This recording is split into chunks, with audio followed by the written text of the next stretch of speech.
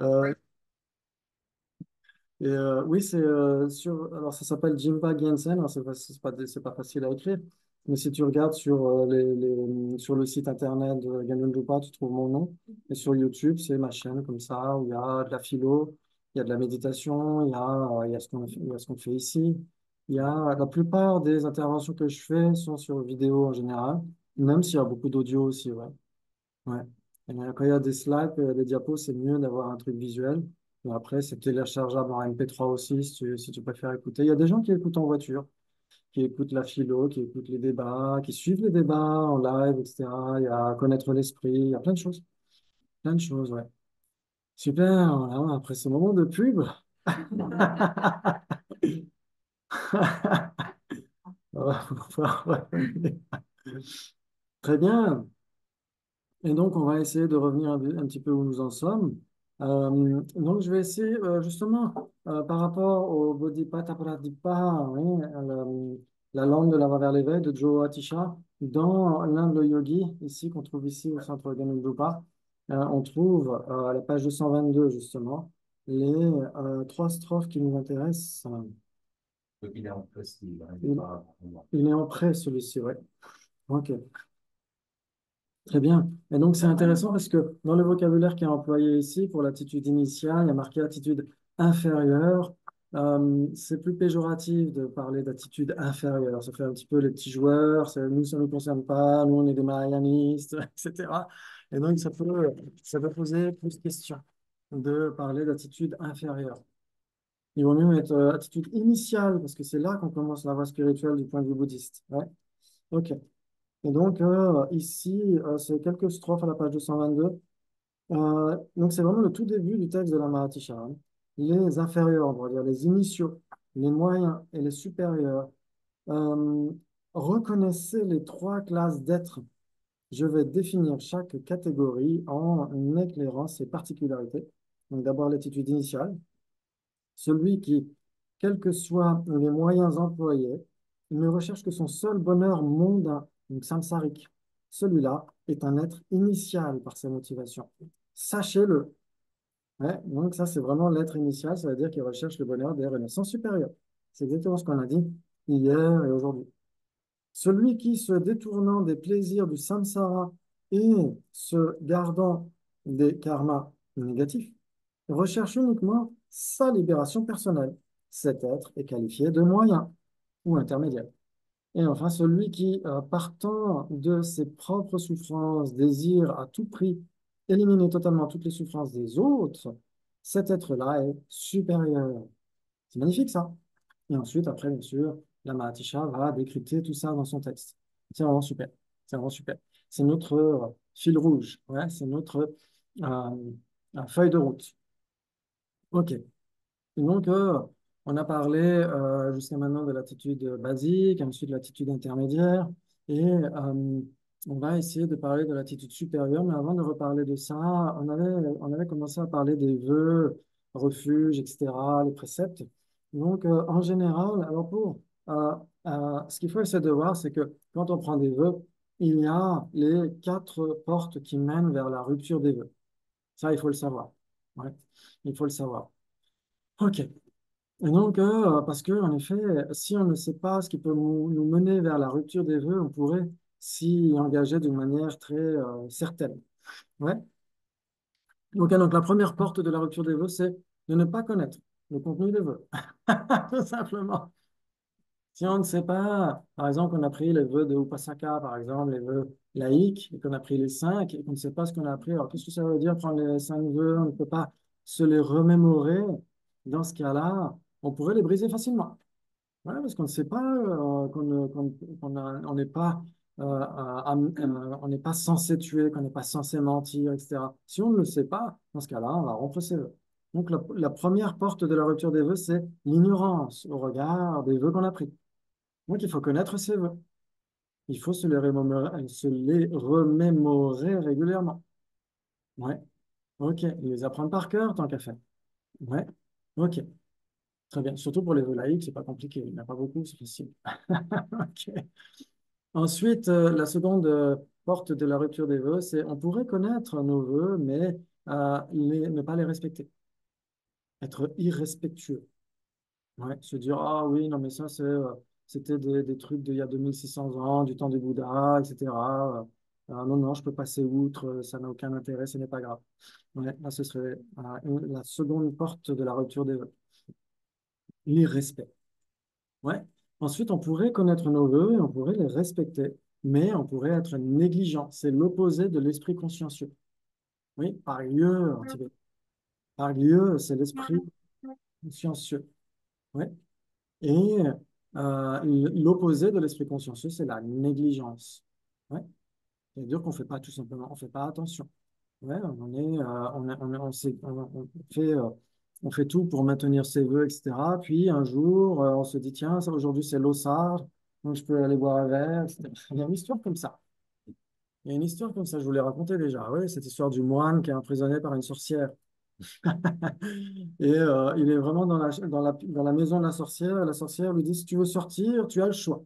Soit tu fais l'amour avec moi, soit tu tues la chèvre que j'ai derrière à côté, soit tu bois un verre de bière. Et donc le moine se dit, bah, je vais prendre le moindre mal, je vais prendre un verre de bière. Donc il boit un verre de bière, puis deux, puis trois, et puis après il fait l'amour avec la sorcière, et après il a tué la chèvre, parce il a faim.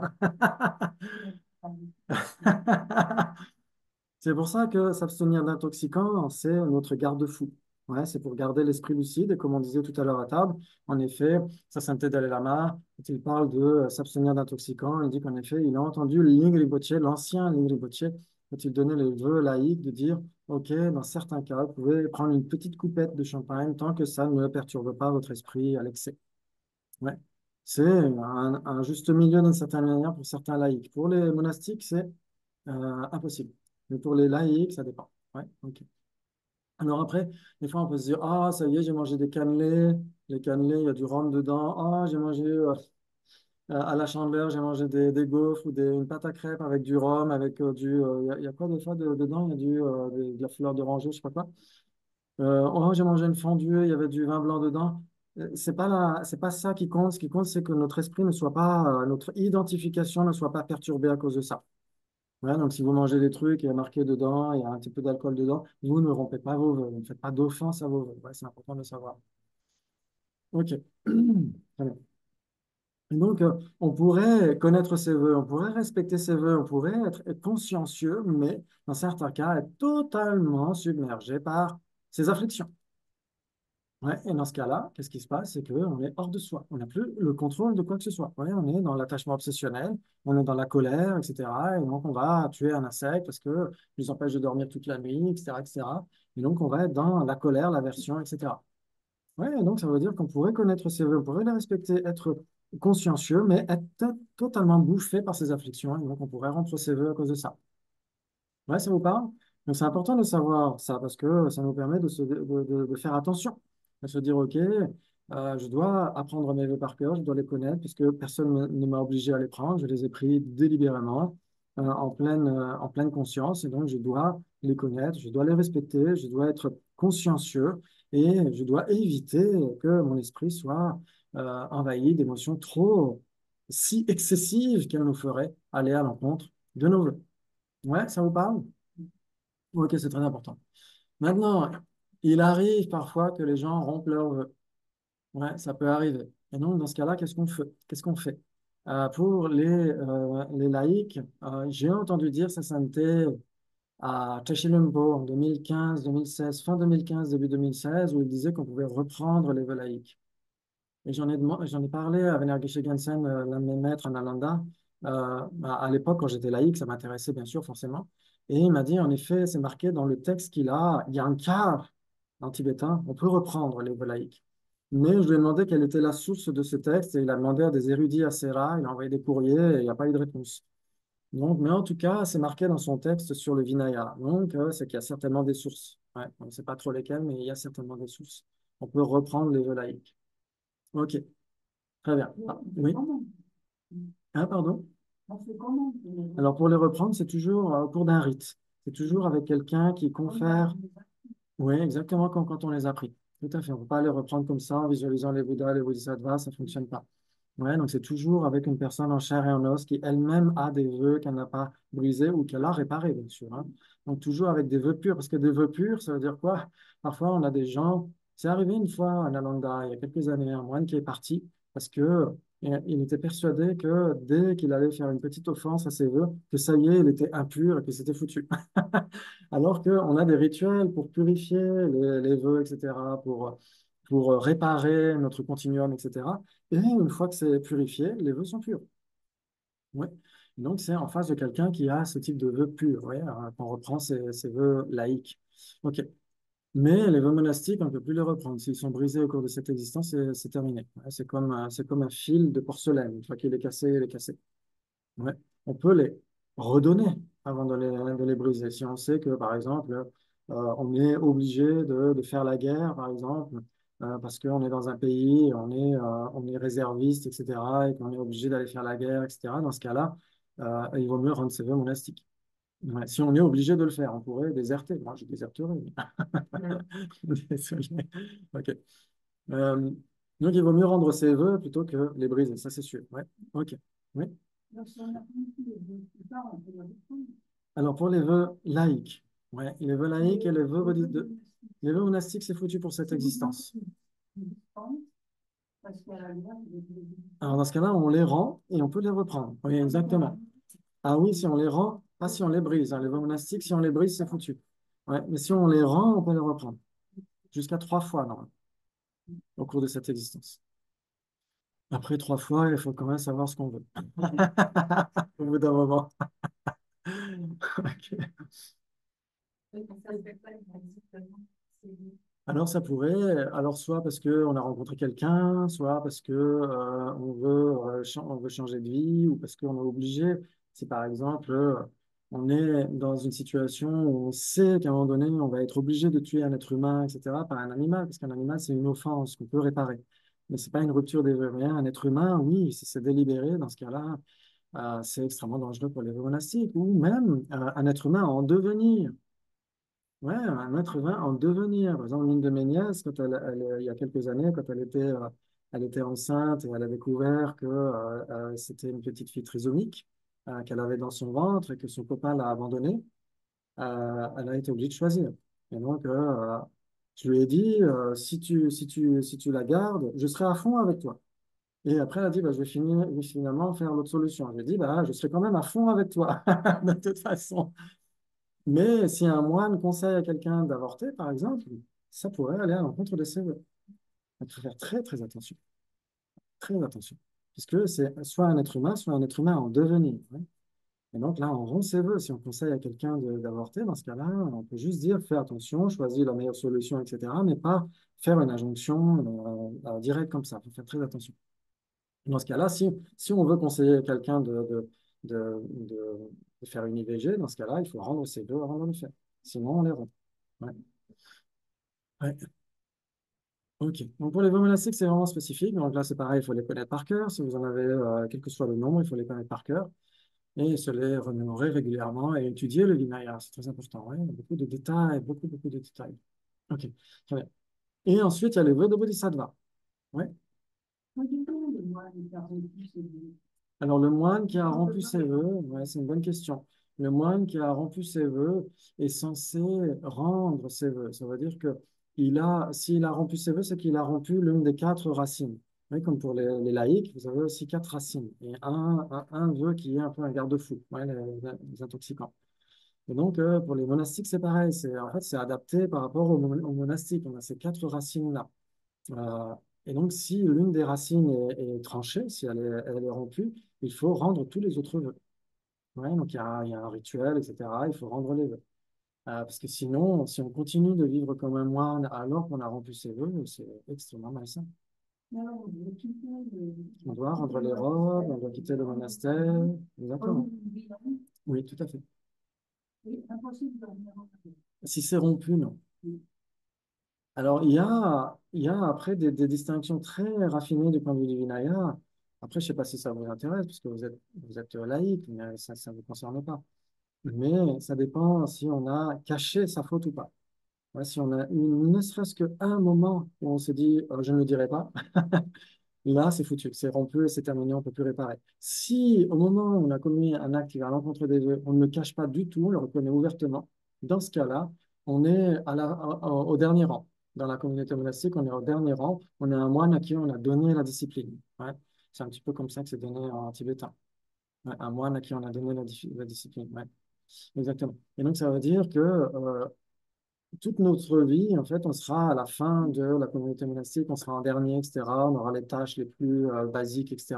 C'est une forme d'expiation, hein, mais on reste moine, par contre, parce qu'on n'a pas cherché à cacher sa faute, ne serait-ce qu'une seconde. Ouais. Donc ça, c'est vraiment spécifique. OK. Donc ça, c'est pour les gelons, les bhikshus, les bhikshuni, et bien sûr aussi les getsul et les getsulmas. OK. Pour les Getsu et les Getsulmas, ce sont des vœux semblables à des défaites. Ouais, ce sont des pamja en tibétain. Ce sont des vœux semblables à des défaites, mais le résultat est le même. C'est comme une défaite chez les bhikshus et les bhikshuni. OK, donc ça, c'est pour les moines et les moniales. Ensuite, pour les vœux de Bodhisattva, ça concerne tout le monde. Tout le monde peut prendre les vœux de Bodhisattva. Ouais. OK. Donc, avant de prendre les vœux de Bodhisattva, qu'est-ce qu'on doit faire? On doit essayer de développer Bodhicitta. Parce que sinon, quel est l'intérêt de prendre les vœux de Bodhisattva? Ouais, donc, on va essayer de reparler un petit peu de ça. Avant de reparler des vœux de Bodhisattva, ok, j'avais ces diapos qui ont disparu.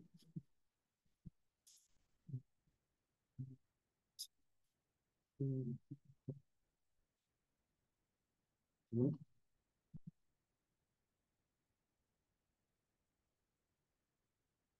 c'est parfait. Donc là, c'est très important de faire cette distinction entre, comme on l'a dit ce matin, entre une pratique qui relève du Mahayana, une pratique mahayaniste ou une lecture mahayaniste et un bodhisattva. Ouais, parce qu'un bodhisattva, c'est quelqu'un qui a un bodhicitta spontané. Ouais, c'est quelqu'un qui est entré sur les voies qu'on a vues hier, voie d'accumulation, voie de préparation, etc. Ouais, ok. Mais avant ça, on peut bien sûr développer une bodhicitta, heureusement d'ailleurs. Ouais, il y a des gens qui doutent de ça, qui se diraient, ah ben non, tant que c'est pas une bodhicitta spontanée, on ne ressent rien dans notre cœur, etc. Si on médite la bodhicitta. Non, c'est faux. On peut très bien ressentir une vraie bodhicitta, on peut même avoir le frisson, les larmes aux yeux, etc. Ça peut très bien arriver. Mais c'est encore une bodhicitta qui est issue de la méditation. On s'est entraîné pour la cultiver. Donc, c'est pas encore la bodhicitta spontané. Donc, on n'est pas encore un bodhisattva. Mais on peut très bien avoir un bodhicitta dans notre continuum, mais une bodhicitta artificielle, hein, où surgit de l'effort, comme on pourrait dire. Ouais, ok. Et donc là, c'est la bodhicitta d'aspiration. Et si on veut s'entraîner à la cultiver d'une manière très présente dans notre vie, on peut, au cours d'une cérémonie, prendre le vœu de bodhicitta d'aspiration. Ouais, c'est ce que fait Vénérable Geshe Damdul, souvent, hein, dans la Sakadawa du Tien, encore, il n'y a pas longtemps, jeudi. Il fait souvent ça pendant les retraites de Bodhicitta, quand il vient en Occident. Tous les jours, on reprend les vœux de Bodhicitta. Donc, ce pas des vœux comme les vœux de Bodhisattva, les 18 vœux racines, les 46 vœux secondaires, etc. On va avoir une partie là aujourd'hui. C'est juste s'engager, se promettre à soi-même de ne pas abandonner Bodhicitta, de continuer à développer Bodhicitta au cours de cette vie et au cours des vies à venir pour nous connecter vers le Mahayana au cours de nos vies à venir. Ça, c'est très important. Ouais, ok. Donc, ça peut être une cérémonie, ça peut être pendant une initiation, etc. Ça peut être assez bref, ça peut être développé. Ok. Et ensuite, il est possible de prendre les vœux de Bodhisattva. Là, on prend vraiment les vœux de Bodhisattva dans ce cas-là. Ouais. Ouais, c'est pas comme la cérémonie de prise de Bodhicitta. C'est pas la même chose. Ouais. Ok. Là, quand on prend les vœux de Bodhisattva, euh, nous, on s'entraîne en fait. Hein, c'est ce que dit souvent Sainte Dayama quand il donne les vœux de Bodhisattva. Il dit, bon, maintenant que vous les avez pris, vous n'allez pas dire aux gens, poussez-vous, c'est moi que voilà, je suis un Bodhisattva. Surtout pas. Oh là là, surtout pas. Ouais, ouais. On est juste des personnes, nous sommes juste des personnes qui avons pris les vœux de Bodhisattva. Ça ne veut pas dire qu'on soit des Bodhisattvas. Ouais, c'est très important. Ok. Et on pourrait dire qu'en effet, une fois qu'on a pris, imaginons quelqu'un qui a bodhicitta spontané dans son quotidien et qui prend les vœux de bodhisattva et qui s'entraîne aux activités des bodhisattvas, cette personne maintenant a la bodhicitta d'engagement. Ce n'est plus la bodhicitta d'aspiration. Ouais, c'est la bodhicitta d'engagement. Ça, c'est très important. C'est deux choses différentes. Deux choses différentes. Alors, comment est-ce qu'on développe bodhicitta? Vous connaissez ça par cœur, ouais? Vous avez déjà entendu parler des six causes et un effet. Surtout aujourd'hui, c'est la fête des mères en France. Donc, la psychose a un effet, c'est directement lié à la fête des mères. Pourquoi? Qu'en est-il? Qui voudrait nous en parler?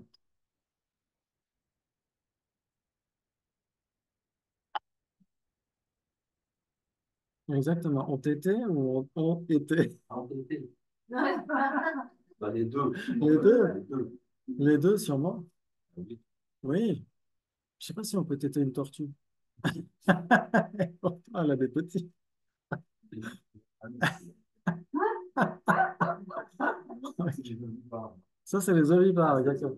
Ah bah oui, exactement. Ok. Très bien, très bien. Oui, c'est vrai. Ouais, c'est Philippe, en fait, il a été dans une fête, il a fait une fête déjà, la, comment c'est déjà la fille de son ami enceinte, mais il a fait une fête qui se fait avant que la naissance survienne. D'accord. Apparemment, ah oui, dans le baby boom. Non, mais il y a, en fait, c'est américain. Ok. D'ores et déjà la naissance, même Ok. si elle n'est pas encore D'accord. accusée, Pourquoi pas? advenue. Ok. Donc, déjà là, c'est dans la reconnaissance de Oui, la planète. exactement.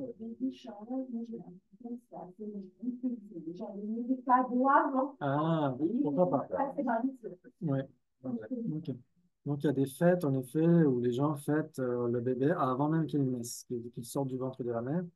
Parce que du point de vue bouddhiste, il a déjà repris naissance. Il est déjà né, en fait, du point de vue bouddhiste. Ouais. La naissance, c'est le premier moment de contact entre la conscience et le cellules maléfonales. C'est ça la naissance du point de vue bouddhiste. Ouais.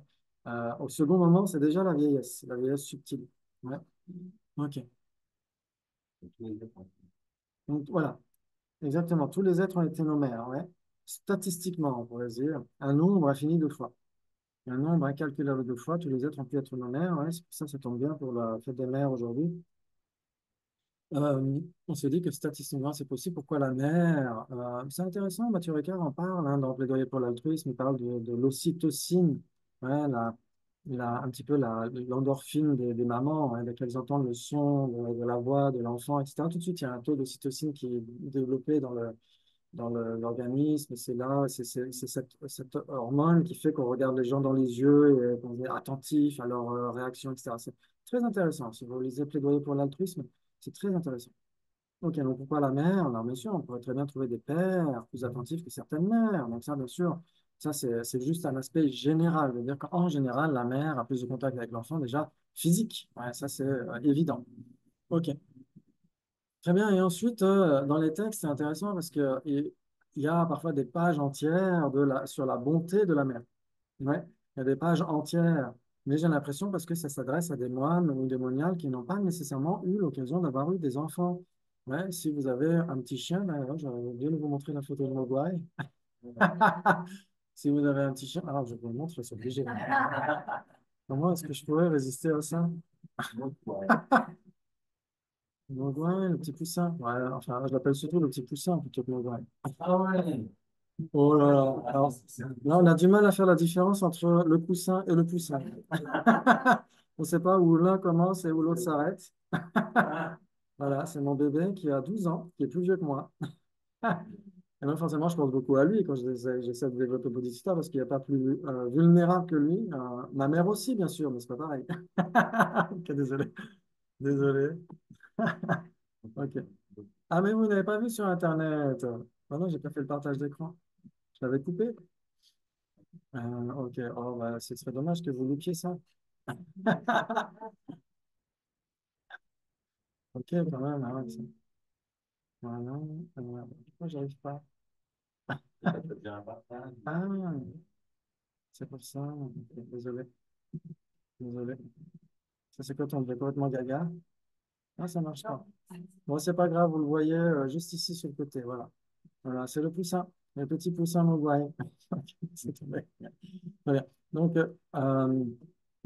en général, on essaie en effet de penser à la personne qui nous inspire le plus et celle, en général, si nous-mêmes on devient parents d'une certaine manière, entre guillemets, parce que moi ça fait rire les gens quand je dis que je suis papa de Mogwai, etc., ça me fait rire. Mais en réalité, on pourrait très bien imaginer un enfant qui a un fort taux d'autisme et qui ne va pas à l'école et qu'il faut nourrir, etc. De mon point de vue, il n'y aurait pas tant de différence que ça. Ouais, quelqu'un d'extrêmement vulnérable, etc. à qui on donnerait tout, ouais, si on voit cette personne souffrir, on prierait pour prendre sa place immédiatement. Ouais. Et donc, on pense ça de cette manière-là, on pense à la bonté de la mère, à la bonté du père, etc.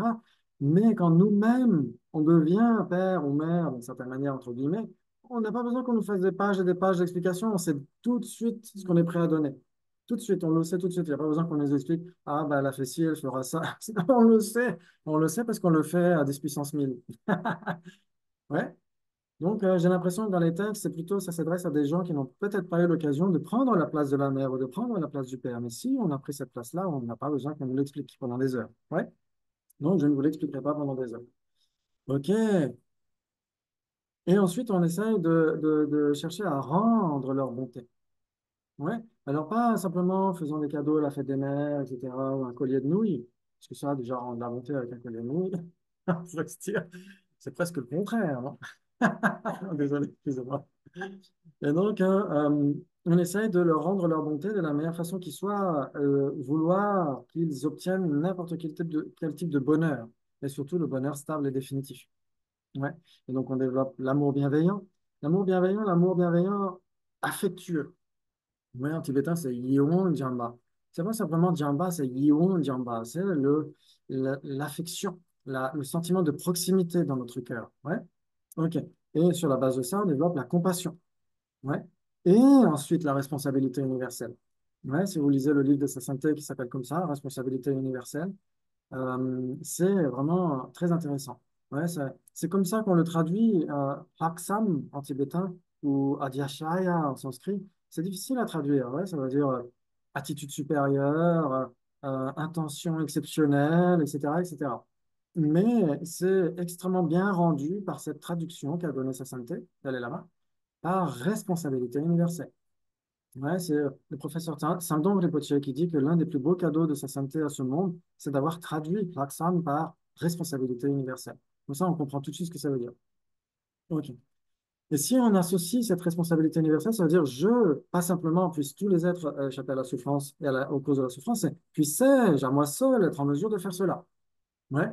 Dans ce cas-là, notre compassion devient la grande compassion. Ouais. Et la grande compassion, c'est ce qui active notre lignage mahayaniste. C'est ce qui active la graine de l'éveil. Donc c'est très important. Ouais, ce n'est pas encore bodhicitta, mais ça va mener nécessairement à bodhicitta. Ouais, donc c'est très très important cette grande compassion. Très important. OK. Et donc forcément, on se dit, oui, je veux aider tous les êtres à échapper à la souffrance et aux causes de la souffrance, mais j'ai déjà du mal à être mon propre maître. Comment est-ce que je pourrais aider les autres? Là, je suis déjà en train de galérer dans le marécage du samsara. Donc comment est-ce que je pourrais aider les autres à s'en sortir? Et donc, qu'est-ce que je dois faire? Me perfectionner moi-même, et développer cet état qu'on a mentionné précédemment, sangyé, ouais, totalement purifié, totalement épanoui, pour aider tous les êtres à se débarrasser de la souffrance. Ouais. Et c'est là qu'on développe bodhicitta, c'est le résultat. On se dit, je dois obtenir l'éveil pour accomplir le bien de tous les êtres. Ouais. Ok. C'est même la définition donnée dans l'Abhisamaya oui, d'Avya Maitreya, ouais, au chapitre 1er, à strophe 19, quand il dit Sankhepa ni Shen de Tir, Yand Absorbe et Chanchu 2. Ouais, cet esprit généré, c'est vouloir obtenir l'état d'éveil insurpassable pour le bien d'autrui. Ça, c'est très, très important. Pour le bien d'autrui. Ça veut dire que notre première motivation, c'est de vouloir accomplir le bien d'autrui. C'est ça la première motivation. Ouais. Et la motivation secondaire, c'est qu'est-ce que je peux faire pour ça? Obtenir l'éveil. Ouais, la motivation principale, c'est de vouloir accomplir le bien définitif de tous les êtres.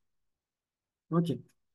Et donc, si on aspire à cela, c'est bodhicitta d'aspiration. Si en plus on prend les voies de bodhisattva et on fait les activités de bodhisattva et qu'on a une bodhicitta spontanée, là, cette bodhicitta devient une bodhicitta d'engagement. C'est plus simplement puisse-je obtenir l'éveil pour tous les êtres, c'est qu'est-ce que je fais pour ça en réalité. Ouais, ouais, ça vous parle? OK, super. Très important. OK. Donc là, on parle de la bodhicitta conventionnelle. Ouais, bodhicitta conventionnelle, elle est double. Bodhicitta d'aspiration et bodhicitta d'engagement. Ouais, ok. Et à la bodhicitta ultime.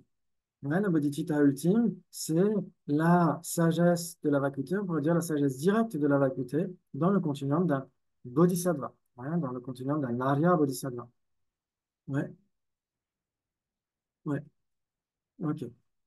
On va dire à la rigueur dans le continuum d'un Mahayanisme, parce que ça pourrait inclure les Bouddhas aussi, pourquoi pas. Ok. Donc la bodhicitta ultime, en fait, elle porte le nom de bodhicitta, mais ce n'est pas vraiment une bodhicitta. Ouais. Parce que quand l'Arya Bodhisattva est en égalité méditative sur la vacuité, il n'y a que la vacuité qui lui apparaît. Aucune vérité conventionnelle ne lui apparaît.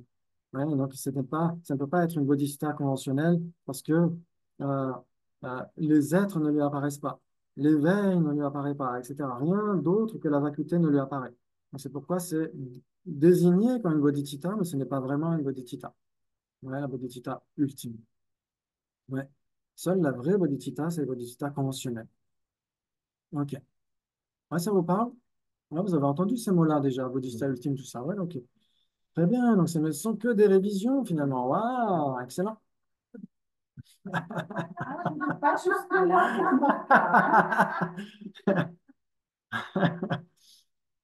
Très bien. Oui,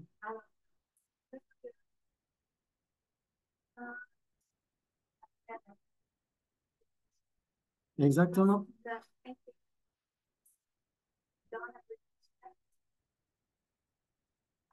Ok. Donc, c'est ce que dira en tout cas Gaël Sabje. Tout le monde ne sera pas d'accord avec ça, mais ce que dira Gaël Sabje, il dira que, alors quand on parle là de bodhicitta, ça veut dire bodhicitta spontanée, oui, à chaque fois. Là, dès que je vais en parler de bodhicitta, ça va être bodhicitta spontanée. On ne parle pas de celle qui est issue de l'effort, etc. On parle de la bodhicitta d'un vrai bodhisattva. Ouais, ok. Très bien. Et donc, la bodhicitta d'aspiration, c'est cette aspiration à obtenir l'éveil pour le bien de tous les êtres qui est spontanée dans le cœur d'un bodhisattva. Ok. Et si en plus de cette bodhicitta, il y a les vœux de bodhisattva et les activités d'un bodhisattva, telles que la générosité, l'éthique, la patience, etc., etc., les pratiques, quelles qu'elles soient, la méditation, etc., dans ce cas-là, on parle de bodhicitta d'engagement. Ouais, parce qu'il y a tout ça en même temps. Il y a le bodhicitta d'aspiration, il y a les vœux de bodhisattva et il y a une conjonction directe avec des activités de bodhisattva, ouais, qui sont dédiées directement aux êtres. Ouais. Et donc, ça, c'est purement conventionnel. Ouais. Alors que le bodhisattva qui est en égalité méditative sur la vacuité, il a une réalisation directe de la vacuité, et à cause du voile cognitif, il ne perçoit directement que la vacuité. C'est-à-dire que les êtres, les activités des bodhisattvas n'entrent même pas dans son champ d'observation. Ça continue Sur la sur la vacuité. Exactement, il n'y a que la vacuité qui lui apparaît. mais c'est pas une Alors, on va en parler. Ouais, je sais que ça vous brûle les lèvres. Je sais que le thème sur la vacuité, je sais que vous avez envie d'entrer dedans tout de suite maintenant. Mais en effet, c'est à cause du voile cognitif, le voile cognitif qui empêche de percevoir les deux vérités en même temps. Et donc, ça doit alterner. Soit on a une réalisation directe d'une vérité conventionnelle, soit on a une réalisation directe d'une vérité ultime. Ça ne peut pas être les deux en même temps. Sauf pour un Bouddha. Il n'y a qu'un Bouddha qui a éliminé ça, ce voile cognitif. Ouais. Et donc, pour l'Arya Bodhisattva qui perçoit directement la vacuité, les êtres ne lui apparaissent pas. La compassion, les objets de compassion ne peuvent pas lui apparaître. Et donc, il n'a pas une activité de bodhisattva qui soit directement conjointe à cette réalisation directe de la vacuité. Et donc, ce n'est plus une bodhicitta d'engagement, ça devient une bodhicitta d'aspiration dans son continuum.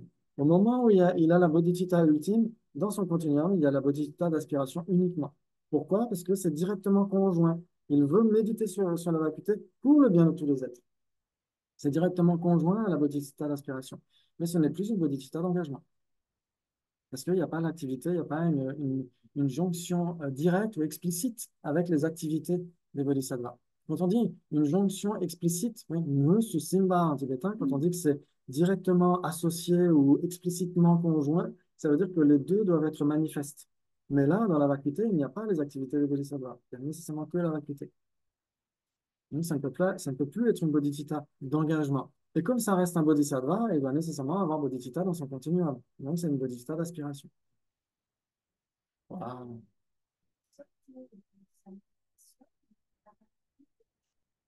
Exactement. Il doit sortir de cette absorption sur la vacuité pour agir pour le bien de tous les êtres. Et c'est là qu'il a bodhisattva d'engagement. Mais il continue d'être un bodhisattva de toute façon. Il ne chute pas de son état de bodhisattva parce qu'il aurait une réalisation directe de la vacuité. Au contraire. Mais il continue d'être un bodhisattva, ouais. Mais sauf que là, c'est là où on fait la distinction entre bodhisattva d'engagement et d'aspiration.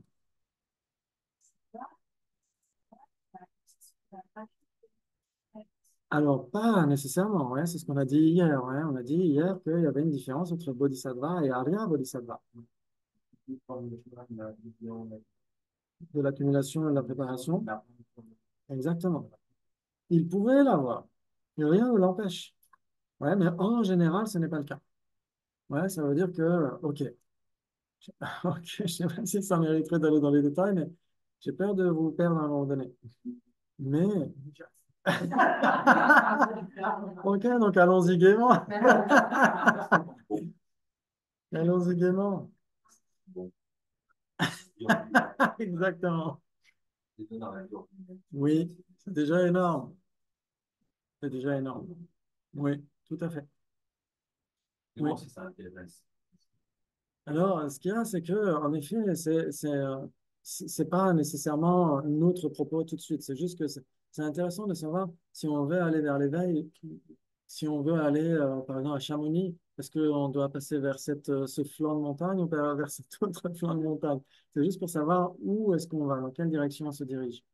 Mais en effet, ça, c'est pas dans une étude ponctuelle maintenant, tout de suite, c'est pas ce qui devrait nous intéresser. Mais vous êtes tellement intéressés. Ok.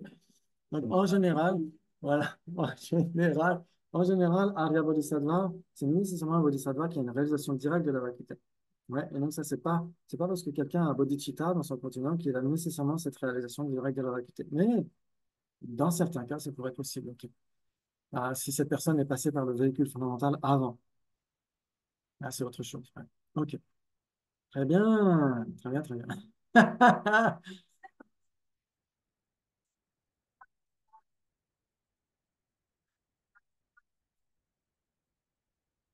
Comment ça?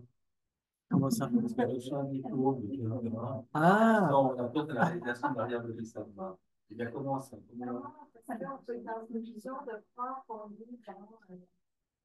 oui, oui. Quel est le signe? Alors, oui. Alors ça, c'est décrit justement dans les textes, hein. Il y a des signes, il y a, en effet, dans les textes, c'est mentionné normalement suffisamment clairement. Ouais, donc, on doit à peu près savoir, puisque comme on l'a déjà dit, la voie, cette voie vers l'éveil, elle repose entièrement sur la connaissance, pas sur la croyance, ouais, mais sur la connaissance. Et donc, on doit connaître notre état. Hein, on doit savoir si, par exemple, moi, je sais que j'ai de l'ignorance, de la colère, de l'aversion, de l'attachement, je sais que j'ai tout ça. Donc, si quelqu'un est suffisamment avancé sur la voie, il doit le savoir d'autant plus, j'imagine, non? Donc, il doit savoir si il a une réalisation directe de la vacuité ou pas, ou euh, oui, j'imagine qu'il doit le savoir, j'espère. Comment est-ce qu'on pourra avoir une réalisation sans réaliser cette réalisation-là? Ouais, ok.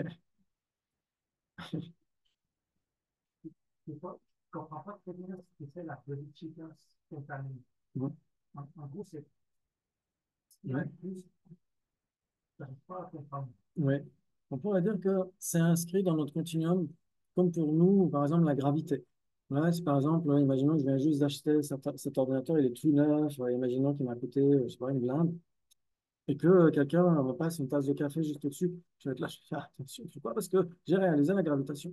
La gravitation, on la réalise tous, en fait. Il n'y a pas besoin de réfléchir, d'analyser, etc. La gravitation, dès qu'on est au bord d'un précipice, on, on a réalisé, c'est dans notre continuum, on a réalisé la gravitation universelle.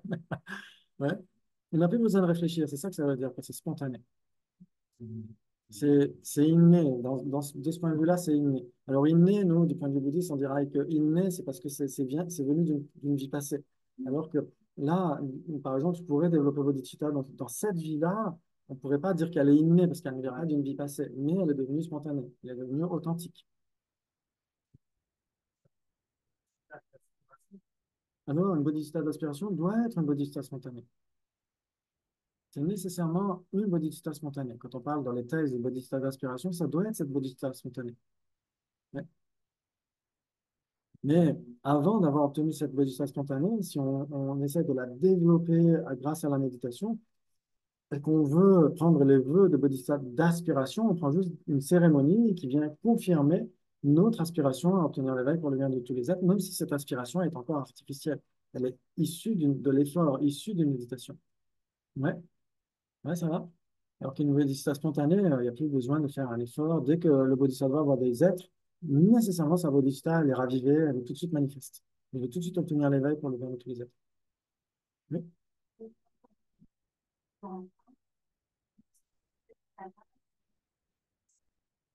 altruiste.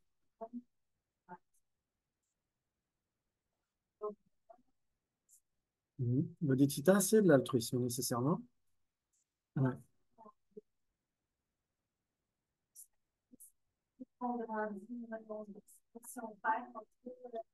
Oui, à cause de ces discriminations exacerbées. Alors, ça dépend quelle éducation on a. Parfois, c'est le contraire, parfois, ça se développe. Au contraire, c'est magnifique, hein.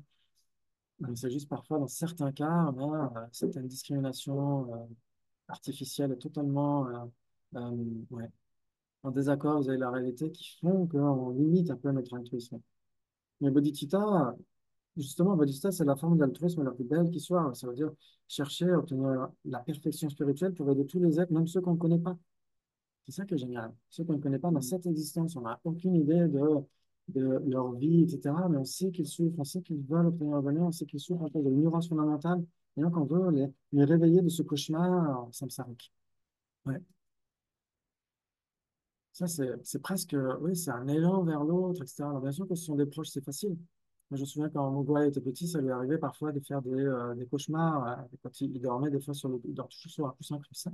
Et des fois, ça devait bloquer un peu son larynx. Il devait faire un cauchemar, pourquoi il étouffait, etc. Et l'entendre hurler dans son cauchemar, c'était horrible. Le seul truc qu'on veut faire, c'est quoi?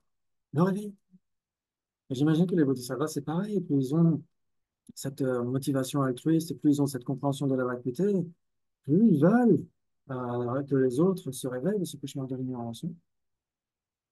Ça doit certainement décupler leur compréhension de la souffrance des êtres, etc., et vouloir les réveiller de ça. Ouais. C'est un petit peu ce que dit Ariana Nagarjuna dans le Bodhicitta Vivarana. Ouais. Euh, ouais, il dit ça. Deta tombani de nejobai gonjena shengin dona chabalo gyunwa gyunwa tetsome. Il dit, il ne fait aucun doute que ceux qui ont une réalisation de la vacuité, une compréhension de l'incité de la vacuité, vont nécessairement s'attacher au bonheur d'autrui. Ouais, ça veut dire que c'est ce que dit Sasanté un petit peu dans comprendre la voie médiane. Si vous voyez de loin quelqu'un qui est en train de se noyer, vous avez déjà de la compassion. Ouais. Mais si vous voyez que derrière cette personne qui est en train de se noyer, il y a la rive tout proche, vous avez encore plus envie de dire, regarde, retourne-toi, retourne-toi. La solution est juste là. Et là, c'est pareil pour quelqu'un qui cauchemar, on a juste envie de le réveiller. Parce que c'est deux.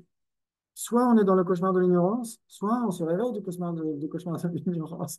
C'est juste ces deux états d'esprit. Il y a juste une limite très fine entre les deux, entre le cauchemar et le réveil. Ouais. Et donc, quand on se rend compte de ça et qu'on voit la personne en train de cauchemarder, on a d'autant plus envie de le réveiller tout de suite. On ne peut pas supporter ça.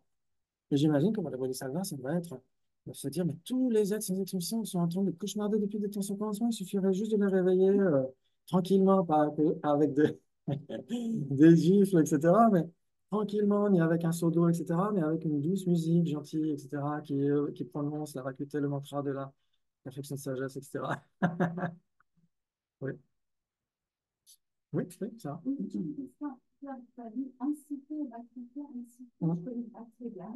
Ouais, l'inciter. Oui, l'inciter, ouais. Les choses sont ainsi, ouais. Et donc l'inciter, c'est difficile à dire, ouais. Oui, inciter, vacuité, il y en a qui disent téléité, voire même quidité. C'est bizarre. C'est marrant comme vocabulaire.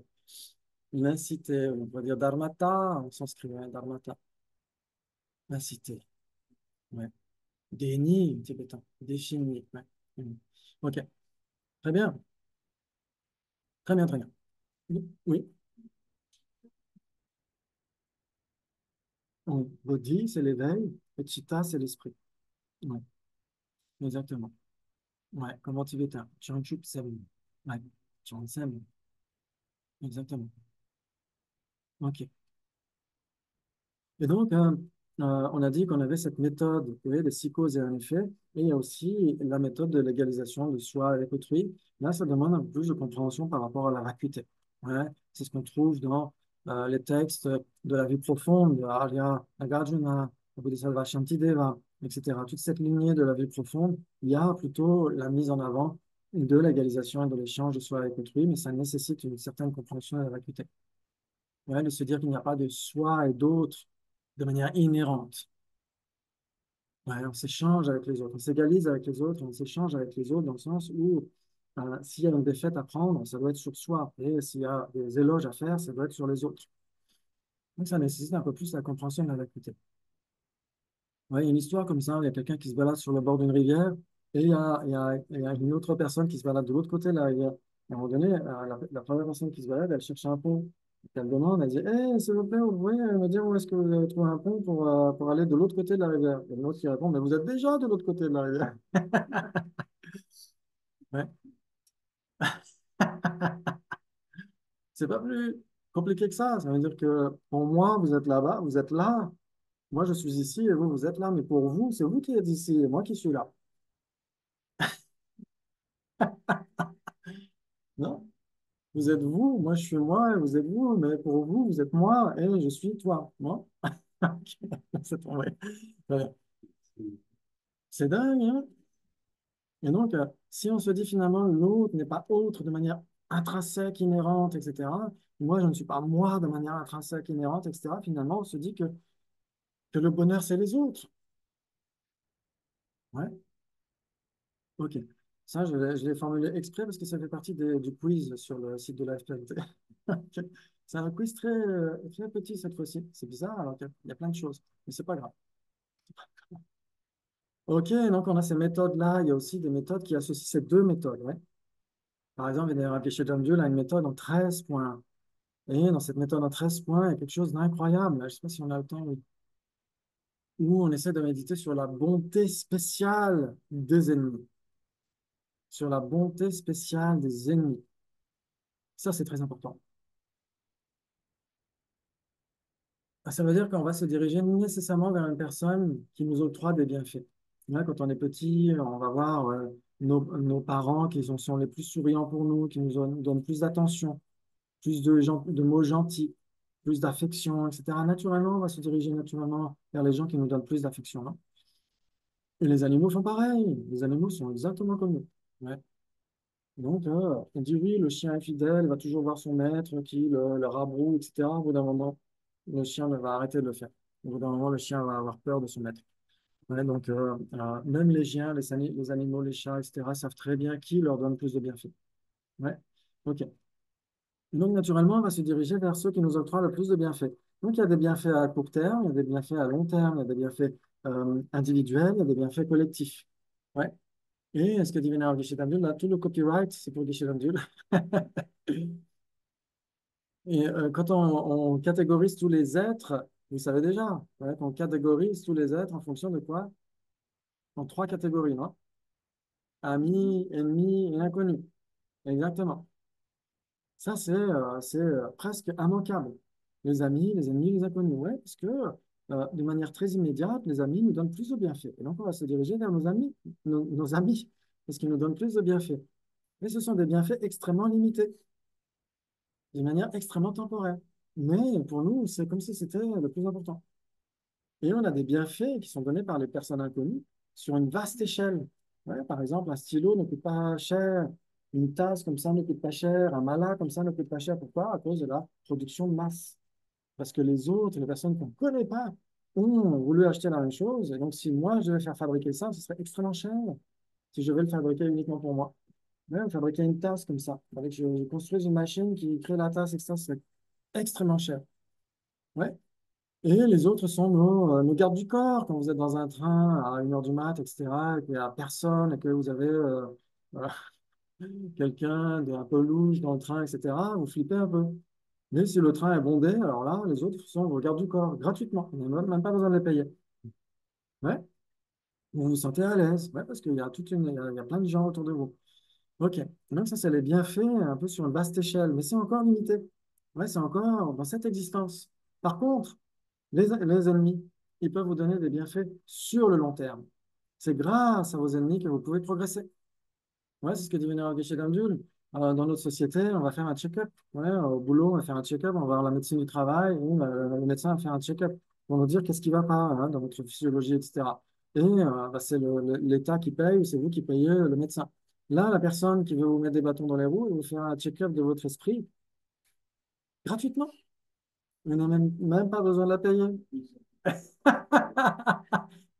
Gratuitement, grâce aux personnes qui sont vos ennemis, entre guillemets, vous pouvez repousser vos limites, vous pouvez développer la patience, vous pouvez être de plus en plus disponible, de plus en plus stable, de plus en plus serein. Et donc, grâce à ça, vous pouvez obtenir l'éveil. Mais finalement, vos ennemis vous permettent d'obtenir l'éveil, pas vos amis, pas les inconnus.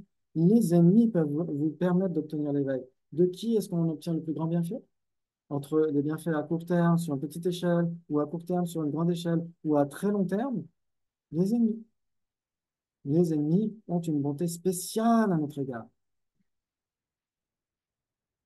Ça, c'est très Moi, j'étais en train de penser, des amis qui peuvent aussi nous libérer de l'attachement qui est monstrueux aussi.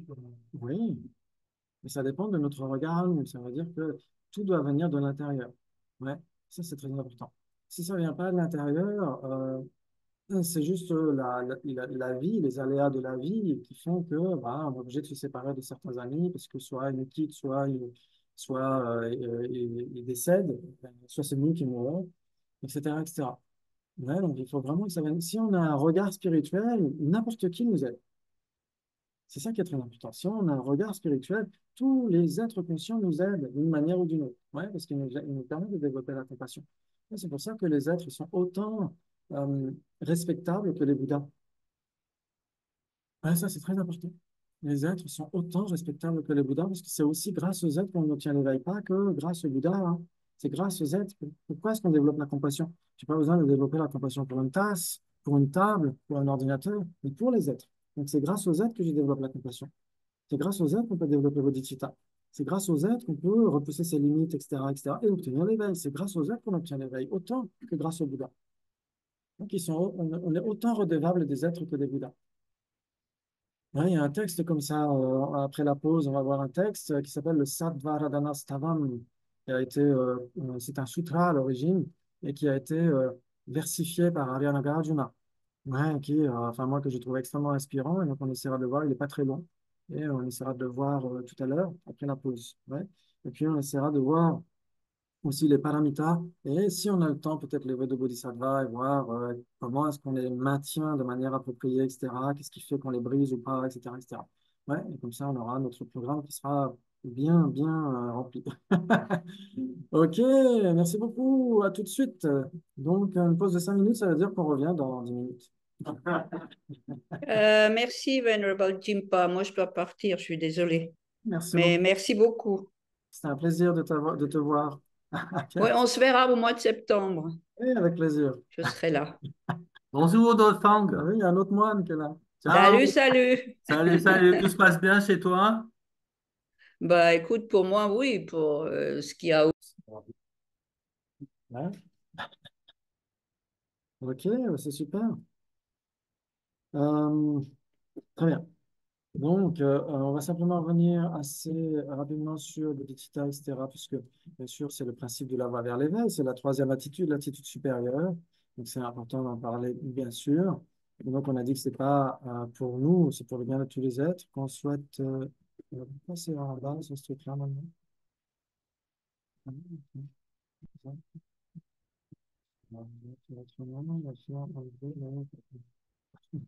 Qu'est-ce qui se passe? Hmm. Ah, une croix au milieu? Ah oui, c'est pour enlever. Ah, si, c'est bon. Ouais, génial. Ouais. Voilà, super.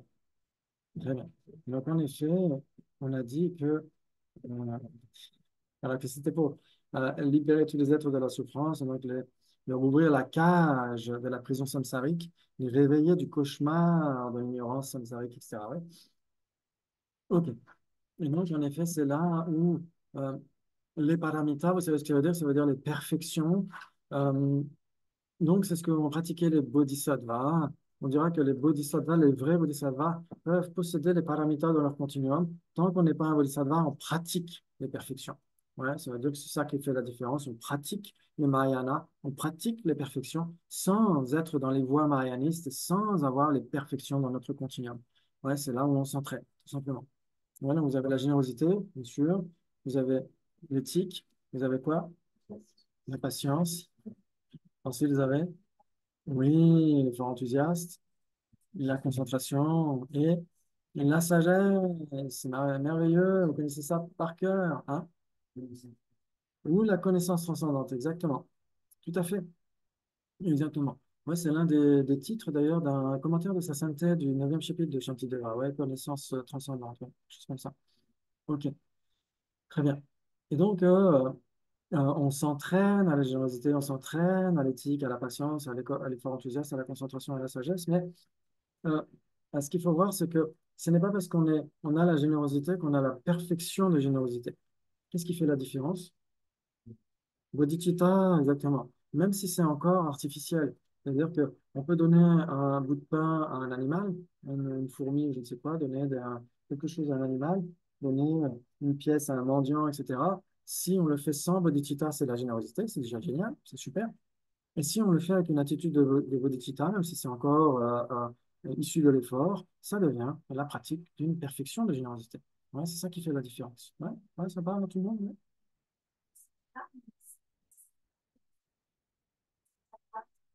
Ouais, ça veut dire, je donne quelque chose à cette personne, etc. Je le fais pour obtenir l'éveil pour le bien de tous les êtres. Donc, cette attitude-là. Ouais. Et donc, si c'est avec cette attitude-là, si c'est conjoint à cette attitude-là, dans ce cas-là, c'est la pratique d'une perfection de générosité. Exactement. Et pour l'éthique, ça va être pareil, pour la patience, etc., etc. Ouais. Ouais, même dans le véhicule fondamental, on retrouve ça, par exemple. Je ne sais pas si vous connaissez ce commentaire de Buddhaghosa, ça s'appelle La Voie de la pureté. Ouais, le Visuddhimagga, c'est traduit aux éditions Fayard. Et pour l'éthique, il en parle en particulier. Il parle des trois types d'individus. C'est dans le Theravada, mais il dit l'éthique qui est pour le niveau où on veut échapper aux renaissances inférieures. Il y a l'éthique pour ceux qui veulent obtenir la libération. Et il y a Sila Parami en pali. Sila Parami, ça veut dire la perfection d'éthique en pali, pour ceux qui ont l'attitude supérieure. C'est génial, ça veut dire qu'en effet, il n'y a pas de, de, comment dire, c'est pas imperméable hein, entre un véhicule et l'autre. Hein. C'est ça qui est intéressant. Ok, donc là, il y aurait beaucoup de choses à dire aussi. Très bien. Est-ce que, ouais, ça vous parle? Ça veut dire que normalement, on essaie de pratiquer les perfections les unes avec les autres. Ouais, quand on est généreux, on essaie de le faire avec de l'éthique. On ne va pas offrir quelque chose à quelqu'un qu'on a volé. Par exemple, ouais, on essaie de le faire avec patience. On n'est pas là à lui balancer, on dit tiens, on le fait avec effort enthousiasme. On essaie d'être persévérant, d'être concentré sur ce qu'on fait et de comprendre que la personne qui donne le don et la personne à qui c'est donné, c'est dénué d'existence inhérente, ouais, avec la sagesse. Ok, ouais, ça vous parle? Bravo, bravo. Très bien. Et donc là, bien sûr, on est dans le Mahayana des Sutras et dans le Mahayana des Tantras, dernier module. C'est là où on peut en effet parcourir les trois aires cosmiques incommensurables de mérite et de sagesse en quelques années ou en quelques existences, etc., etc. Ouais, donc ça, on verra ça au dernier module. Très bien. Pourquoi j'ai reparlé de ça?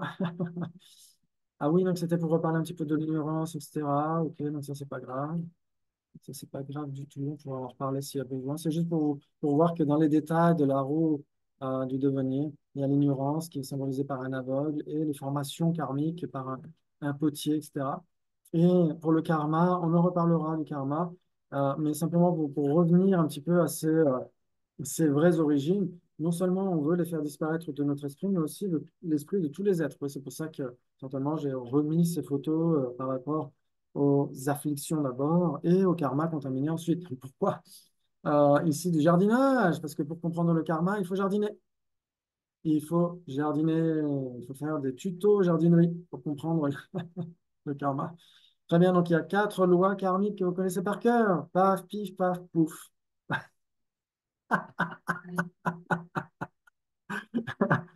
Comme un mantra. Le karma est certain. Oui,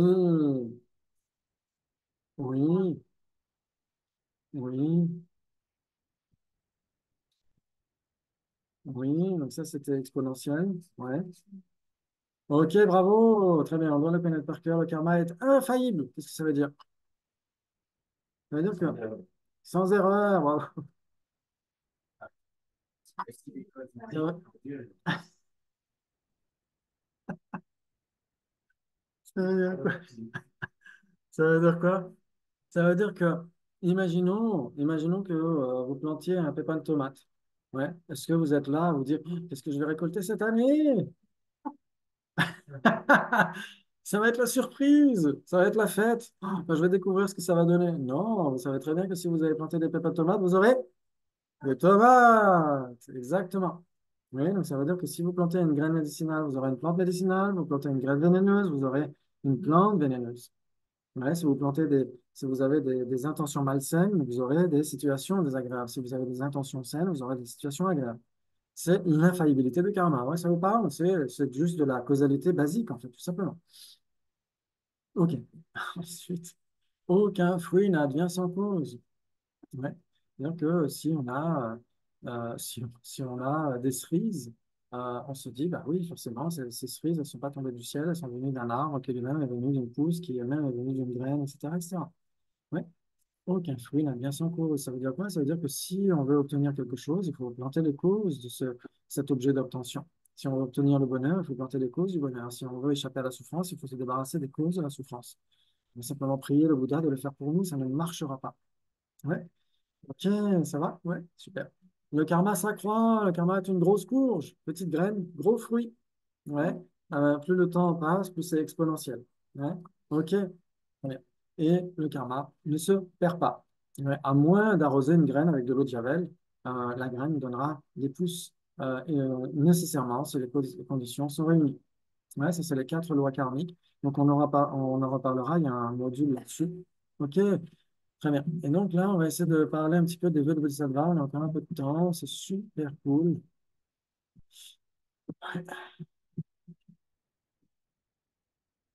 Eh bien, c'est joli.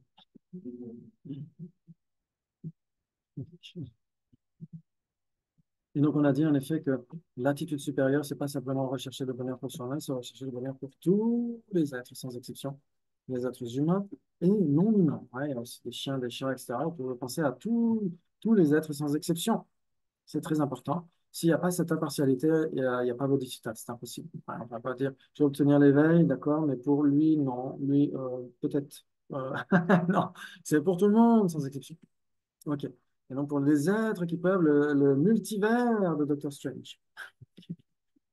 Très bien. Et donc, on va obtenir l'état de Bouddha pour cela. On va aider tous les êtres. L'état de Bouddha pleinement éveillé. OK. Et donc là, c'est quoi? Ah oui, il y a les 5 types d'éthique. Ouais, on n'arrive pas à lire encore là. Je sais pas pourquoi. OK. Là, c'est un bodhisattva. C'est un bodhisattva. Je crois que c'est dans les musées par rapport au Gandhara. Je crois que c'est dans des bodhisattvas plutôt du Moyen-Orient, quelque chose comme ça à l'époque. Je trouve qu'ils sont très beaux, très gracieux, très réalistes. Ouais, c'est chouette. Et comme vous pouvez voir, il n'est pas totalement assis, il est prêt à se lever pour aider les êtres. Ouais, c'est exactement comme Tara Verte. Tara Verte est prête à se lever pour aider les êtres. C'est l'archétype même du bodhisattva. Ouais. Très important. Ouais, on n'est pas là à se dire, OK, oui, j'arrive. C'est se lever avant même que les êtres nous le demandent. Ouais. OK. Et donc là, il y avait marqué 3 types d'éthique. 3 types d'éthique parce que quand on prend les vœux de Bodhisattva, on essaie de maintenir l'éthique des Bodhisattvas. C'est ce qu'on étudie aussi dans le Bodhisattva Charyavatara. Ouais. OK. Très bien. Donc, il y a le premier type d'éthique. En général, de toute façon, il y a 3 types d'éthique. Le premier, c'est le maintien des vœux. C'est euh, restreindre nos négativités. Ouais, donc pour les personnes qui ont pris les vœux de Bodhisattva, doivent maintenir leur vœu autant que possible, bien sûr. Là, c'est le premier type d'éthique. Ensuite, il y a la culture de la vertu. C'est pas simplement s'abstenir d'agir mal, c'est aussi agir bien. Ouais, c'est très important aussi. OK. Et il y a l'aide directe accordée aux êtres. 3 types d'éthique. Ouais, ça, c'est très important. Ouais, parce qu'on pourrait se dire, OK, je vais faire des prosternations, je vais faire des circumambulations, je vais faire des rituels, etc. Mais il y a aussi, bien sûr, l'aide directe, comme vous voyez ici au sein de Rupa, vous voyez que c'est exactement la manifestation de ces différents types d'éthique, et en particulier le troisième.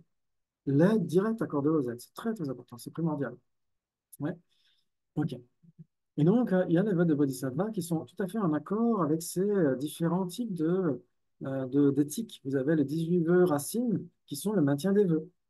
Ouais, ensuite, vous avez les 46 vœux secondaires. Vous avez 34 ici, les 34 par rapport à la culture de la vertu. Ça veut dire 7 par rapport à la perfection de générosité, 9 par rapport à la perfection d'éthique, 4 par rapport à la perfection de patience, 3 par rapport à l'enthousiasme, 3 par rapport à la contemplation et 8 par rapport à la sagesse. Ouais, si vous regardez vos 46 vœux secondaires, vous en avez 34 qui sont directement liés au maintien des perfections. C'est génial, ça. C'est super. Ok, très bien. Et ensuite, c'est pas grave hein, si on est un peu paumé avec ça, c'est pas grave du tout. C'est juste pour les personnes qui ont déjà une acquaintance avec ça. Et 12 vœux qui concernent l'aide directe accordée aux êtres. Donc ça donne 46 vœux secondaires, plus les 18 vœux racines. Ok, donc si ça vous intéresse, il y a un très bon livre qui s'appelle Le vœu de Bodhisattva de Bokar Rinpoche, et il parle de tout ça. Il parle de tout ça. Il y a aussi l'ensemble des trois vœux. Ouais, je crois que ça s'appelle comme ça, la FPMT. Euh, il y a aussi, bien sûr, le Six Session Guru Yoga en anglais, commenté par Selma Kenso Rinpoche. C'est juste magnifique. Ok. Où il commente les vœux tantriques d'ailleurs aussi. C'est très important. Voilà, ok. Donc les vœux, les 18 vœux racines, on va essayer d'en parler un petit peu. Bah, justement, Six Session Guru Yoga, c'est un texte juste magnifique, vraiment exceptionnel. Ok. Et donc, dans lequel on retrouve les vœux, ouais. Quand on veut les apprendre en tibétain, c'est plus facile. Da de chen, chun, chun, wa mi, te, shin, sha, ki, en mi, nyen, te, chi, pon, wa, dan, ke, jo, po, jo, che, bon, wu, mi, cho, etc. Quand on apprend en tibétain, c'est plus facile parce que c'est versifié. Ok. Et donc, il y a d'abord, quand on a pris les vœux de Bodhisattva, on s'abstient de se vanter et critiquer autrui. Donc là, je vais vous donner juste une petite liste comme ça. On va pas aller trop dans les détails, mais c'est juste pour que vous le sachiez, parce qu'on a le droit d'étudier les vœux de Bodhisattva avant de les prendre. Ouais. Donc, c'est pour ça que c'est bien de le savoir avant de les prendre, ouais, de savoir quelles sont les petites lignes dans le contrat. Se vanter, critiquer. Ouais, donc ça veut dire, je sais pas pourquoi j'ai mis on essaie de faire le contraire, enfin, on essaie de, de vanter les autres et critiquer nos erreurs intérieurement. Ouais. Ensuite, refuser de donner le dharma et l'aide matérielle. Ça, c'est aussi, ça peut impliquer une rupture des vœux. Mais on va voir qu'il faut des conditions spéciales hein, pour rompre totalement les vœux. Ok, très bien. Donc, ça veut dire que si on nous demande le dharma et qu'on est en mesure, bien sûr, de le donner, mais ça ne veut pas simplement dire enseigner sur un trône, etc. Ça veut aussi donner un conseil. Si on nous demande un conseil, il faut essayer de aider l'autre. Il ne faut pas être avaricieux. Ok. Ensuite, refuser les excuses. Ouais, ça, c'est extrêmement malsain. C'est là-dedans qu'il y a ça? D'accord, ok. D'accord. Refuser les excuses, ça veut dire se laisser aller à la colère, etc. Si quelqu'un a eu une maladresse et que la personne cherche à demander pardon et qu'on refuse, dans ce cas-là, on va à l'encontre des adversaires. Abandonner le Mahayana, ouais. Ça veut dire enseigner un simulacre du Mahayana, c'est faire sa petite sauce à soi, et dire ah oui, mais les textes ici, mais en fait, ils ont tous tort, c'est moi qui ai raison. Ok, ah oui, j'adore. Sheldon! Ça, c'est quand tu as fini ton examen. Voler les biens des trois joyaux, oula, ça, c'est très grave. Ça, c'est très grave. Ouais, c'est ce qu'on appelle un corps en tibétain. C'est une dette karmique extrêmement malsaine. Très, très malsaine. Ouais, ça peut être utiliser le bien d'un monastère sans demander, par exemple. Ou ne plus être moine et continuer de vivre au monastère, d'utiliser l'eau, l'électricité du monastère, etc., sans y être autorisé. Ça peut aller jusque-là. Ok, abandonner le dharma. Je crois que c'est devenir sectaire, etc., etc. Ouais, exactement. Ah oui, c'est le clocher, les églises, c'est quoi l'esprit de clocher? Ouais, c'est être sectaire. Oh non, moi, ma tradition, etc. Oh non, pas les autres traditions. Ouais, c'est là où on avait vu l'abandon du dharma, ça fait partie de ça aussi, ouais. Exactement. Ok. S'emparer des robes safran, ouais, les robes monastiques, etc. Ouais. Ça, c'est très malsain aussi. Par exemple, ouais, ce qu'on peut voir ici, quand les soldats chinois volent les zen d'un moine, etc., pour les mettre en prison, etc., c'est très malsain. Commettre l'un des 5 actes à rétribution immédiate. Et ça, c'est très intéressant.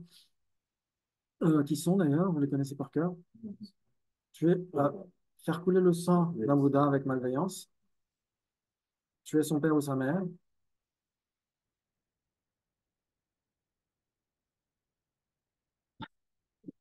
Après, c'est pas ta question.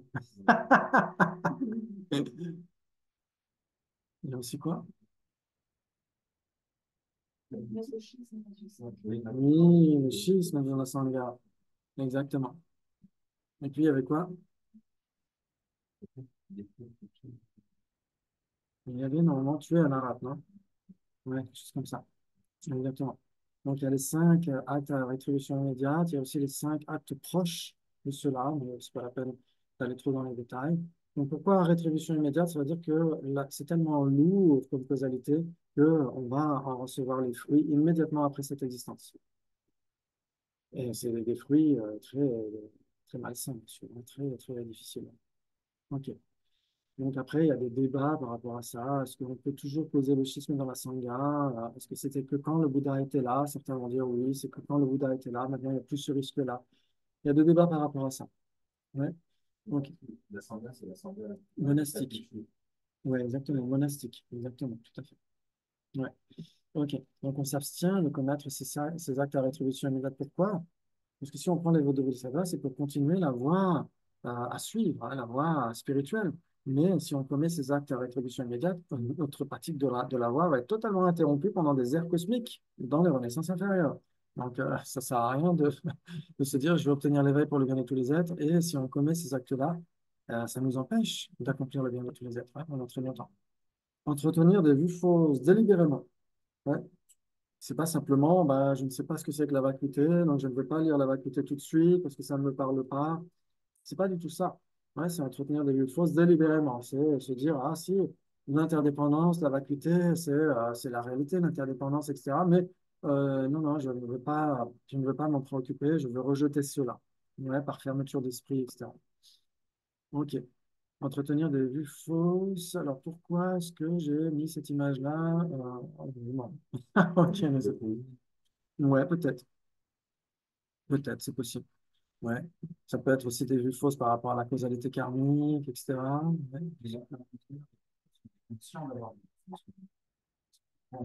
Ah oui, ouais, il faut savoir que c'en est une. Ouais, ouais, parce que sinon, simplement réfléchir, douter, etc., c'est tout à fait normal. Il y a un doute extrêmement constructif. Ouais. Détruire des cités, ouais, c'est surtout pour les bodhisattvas à l'époque, mais de nos jours, ça peut être contribuer au désastre écologique. Ouais. Ça peut être, comment dire, utiliser à tort et à travers les énergies fossiles, le carbone, etc., alors qu'on pourrait s'en passer. Donc, on ne détruit pas une cité en tant que telle, mais on contribue. Donc, jusqu'où est la limite, là, c'est très difficile à savoir. Ouais. Mais en effet, à l'époque, c'était pour les rois. Par exemple, les rois pouvaient faire la guerre à un autre pays et il y avait une invasion et c'était foutu. Il n'y avait plus le village, il n'y avait plus la ville, hein, c'était brûlé. Ouais, mais de nos jours, on pourrait parler de l'écologie. Ouais. Il y en a qui en parlent en tout cas. Ouais. Enseigner la vacuité aux immatures, ouais, ça veut dire bah, comment dire, faire en sorte que les gens aient des vues nihilistes. Ouais. Ouais, quand on confond vacuité et néant, etc., etc. Ouais, donc, ouais, manquer d'adresse, manquer d'habileté, ouais, dans l'explication de ce qu'est la vérité ultime. Donc, faire des caisses, etc. Et en fait, finalement, les gens ne comprennent rien. On comprend le contraire. Ouais. Détourner de l'éveil parfait. Ouais, quelqu'un qui voudrait étudier le Mahayana, etc., on lui dit non, non, occupe-toi plutôt de la libération personnelle et pas le Mahayana. Ouais, de lui fermer la porte. Ouais.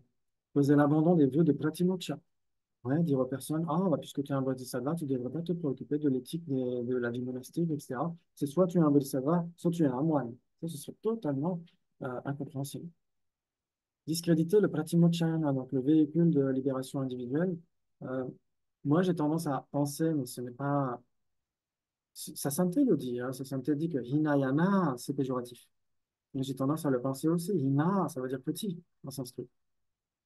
Et non, rien que de dire Hinayana, pour moi, c'est presque une forme de discrédit d'une certaine manière. Mais là, c'est juste mon opinion personnelle. Donc, c'est pour ça que je préfère parler de Pratimoksha. Yana, ça veut dire véhicule. Et Prati Moksha, ça veut dire libération individuelle. Donc, ça porte bien son nom. Le véhicule de libération individuelle. Il n'y a rien de péjoratif là-dedans. C'est tout à fait une description de ce type de véhicule. Donc, le discréditer en se disant, soit c'est pas la parole du Bouddha, soit ça ne peut pas mener à la libération. Ouais, il y a des vœux secondaires par rapport à ça aussi. Prétendent à tort avoir réalisé le profond, la vacuité, en disant, oui, si vous voulez étudier la vacuité, n'allez surtout pas lire les livres, venez me voir moi. 16, extorquer les biens des trois joyaux. Ça veut dire, oui, détourner les biens des trois joyaux. Ouais, ça veut dire, OK, si on doit faire des offrandes pour un tsoc, etc., prendre le tsoc pour aller le manger dans sa chambre. Édicter des règles nuisibles. Ouais, ça veut dire favoriser plutôt ceux qui étudient plutôt que ceux qui pratiquent, par exemple. Ouais. Alors que ceux qui pratiquent ont besoin de conditions favorables, etc. Édicter de mauvaises règles. Ouais, et abandonner bodhicitta. Ouais. Abandonner le bodhicitta, c'est pas se dire, OK, par exemple, personnellement, dans cette existence, moi, je ne peux rien faire pour Poutine, ni pour Trump, ni pour Kim Jong-un, je ne peux pas faire grand-chose pour eux, et ça ne veut pas dire que je dois les abandonner. Ouais. Je me dis, tu sais, un jour être en mesure de leur dire, bah, la guerre, c'est caca. Ouais, la guerre, c'est pas bien. Ouais. Et range ta chambre.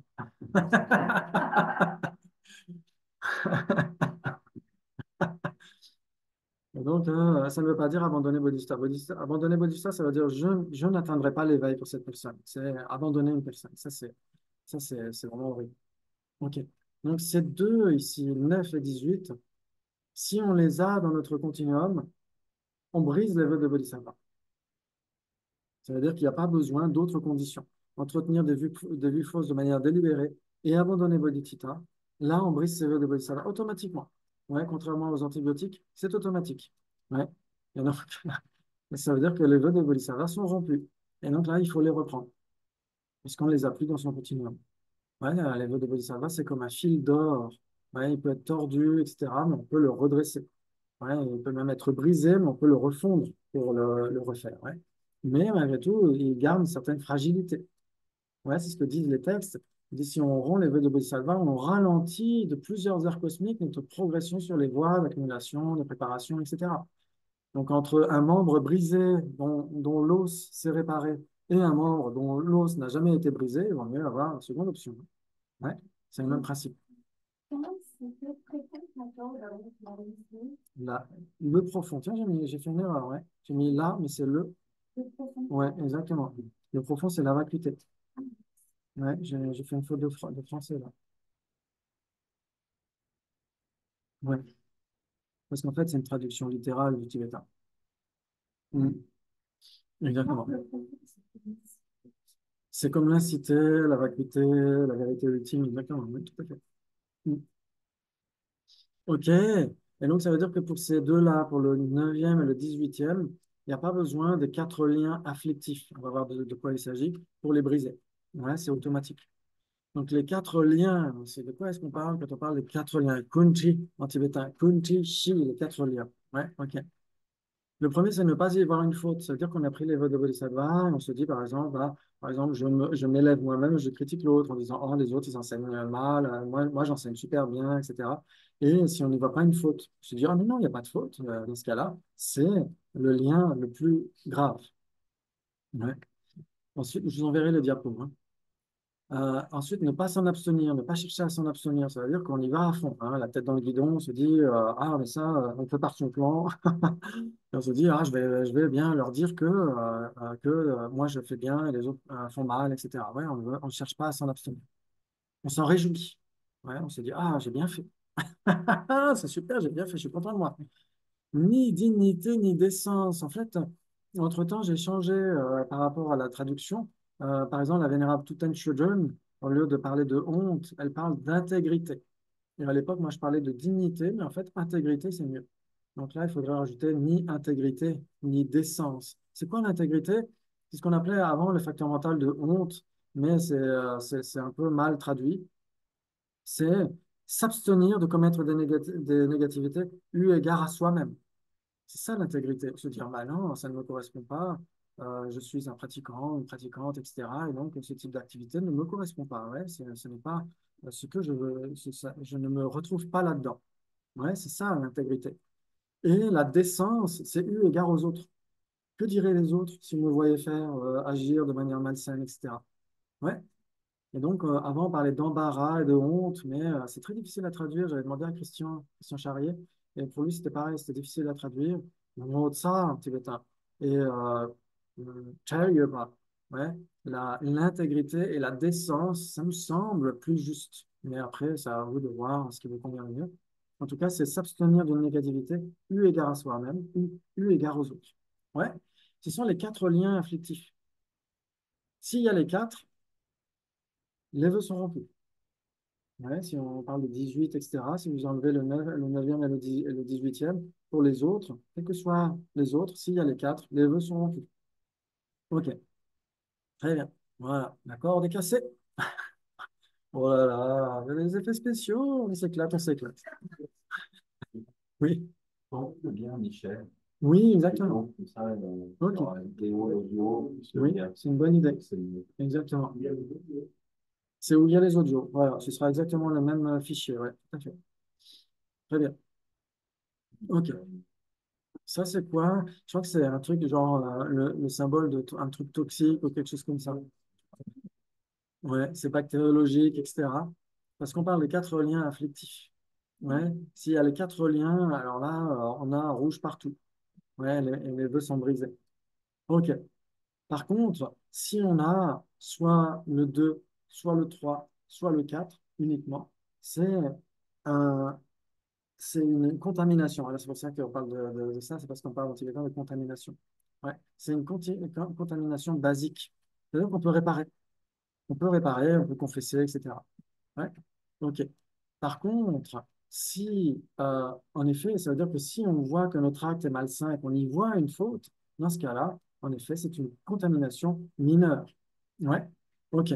Après, quel que soit le nombre des autres liens, qui est le 2 ou que le 3 ou que le 4 ou les 2, le 3 et le 4 ensemble, ça reste une contamination mineure. Ouais. Que ce soit celui-là, que ce soit celui-là, ou que ce soit celui-là, ou les trois ensemble. Tant qu'on y voit une faute, tant qu'on se dit, ah, c'est pas bien ce que je suis en train de faire, dans ce cas-là, on n'est pas en train de rompre ses vœux. C'est même une contamination légère. OK. Voilà, s'il y a tout ça, OK, bon, c'est bien, on a compris. OK, on a compris. OK. Si maintenant il y a ne pas y voir une faute, ouais, et ensuite s'en réjouir ou ni intégrité ni décence, c'est une contamination intermédiaire. Là, on est ce qu'on appelle en tibétain dans un bombo. On est dans un acte extrêmement lourd qui est proche de la rupture. Ouais. À cause du premier, c'est le premier qui est très grave, en fait. C'est est-ce qu'on y voit une faute ou pas? Donc, s'il est présent, ce premier lien, à ce moment-là, c'est nécessairement une contamination intermédiaire. Ouais. Qui est le 3 ou 4 ou pas, hein, qui est que le 2 ou que le 4 avec le. Voilà. Voilà. Ça veut dire que c'est réparable. C'est réparable. Ouais. OK. Par contre, si il y a les quatre ensemble, dans ce cas-là, c'est une contamination totale. Et non, dans ce cas-là, les vœux sont rompus. J'en ai mis beaucoup, hein. OK. S'il y a les quatre, c'est une contamination totale. Là, il y a rouge partout. Les vœux sont rompus. Est-ce que ça vous parle ou pas? Ouais. OK, ça c'est très important parce que dans le texte, c'est mentionné comme ça. Ouais. Kunchi shi. Ouais, et ces quatre liens afflictifs ne relèvent que des 16 des 18 vœux de Bodhisattva. Ouais, il y en a deux qui n'appliquent pas ces quatre liens, c'est-à-dire que dès qu'on les a dans notre continuum, c'est automatique. OK, et donc à ce moment-là, si on les a rompus, on peut les reprendre. Ouais. Si on les a, on a fait une offense, on peut confesser en face du Bouddha, etc. Mais si on les a rompus, on doit reprendre les vœux de Bodhisattva. Ouais. Mais malgré tout, ça ralentit de beaucoup le progrès sur les voies. Ouais, ça vous parle?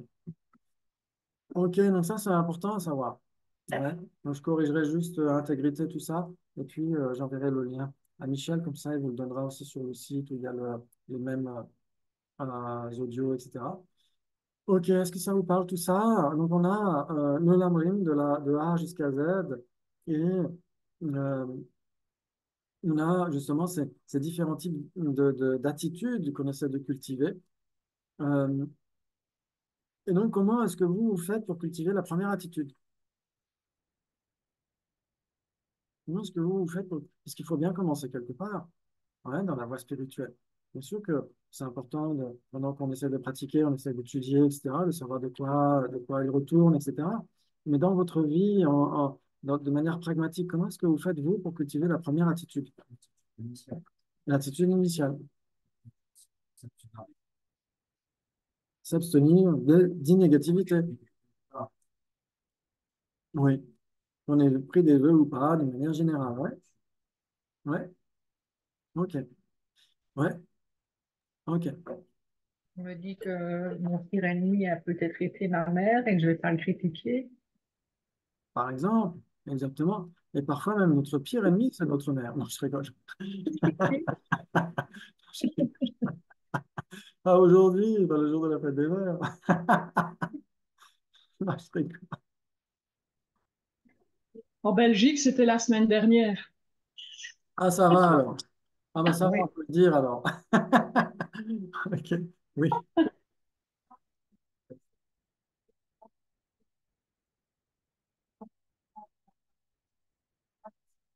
Oui. Oui. Oui.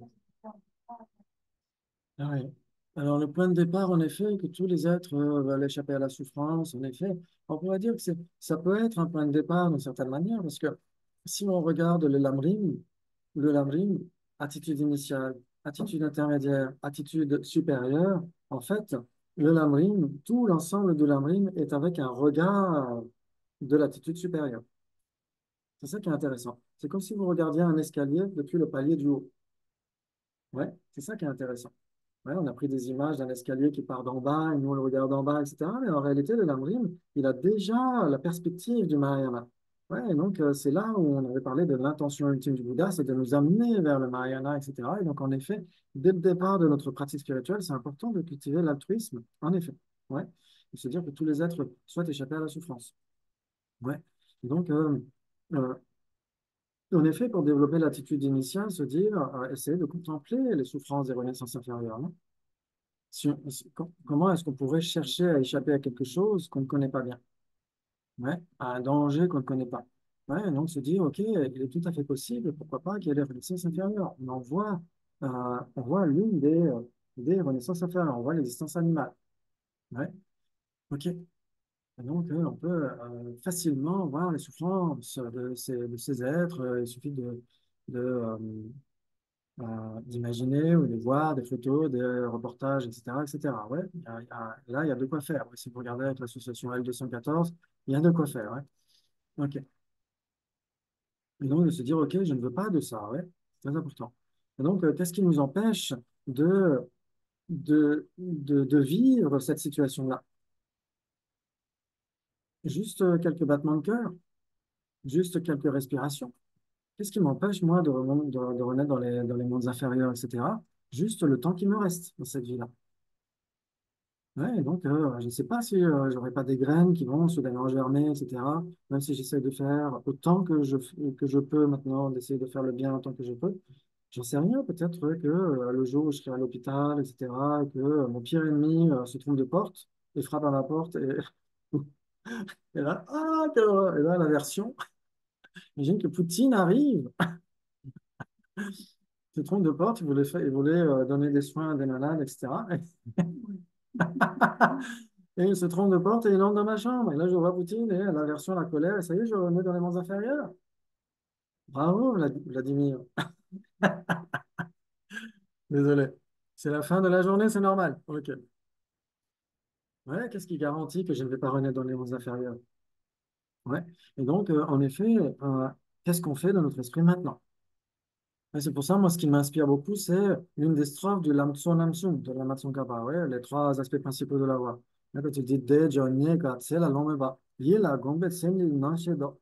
Là, quand tu dis ce précieux corps humain, enfin, De Jonie, ces huit libertés, ces 10 attributs qui sont difficiles à obtenir, quand on médite sur le fait qu'ils peuvent nous claquer dans les doigts rapidement, il ne le dit pas comme ça, mais c'est pas grave.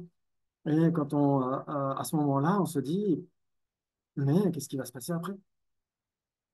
Qu'est-ce qui va se passer après? Ouais, si on médite sur la pression existence humaine et sur le fait qu'elle est extrêmement fragile, comme une bulle de savon, ça peut être catastrophique. Surtout si on meurt avec une attitude particulière. Moi, c'est ça qui m'a beaucoup aidé par le passé et qui m'aide encore maintenant. C'est de me dire, OK, si je meurs dans un état d'esprit où je suis obsédé par un truc, et ben, toute ma destinée va tourner autour de ce truc. J'aurais perdu totalement ma liberté. Ouais, avant, quand je fumais, pas que des clopes, hein, je fumais, etc. Je faisais la fête, etc.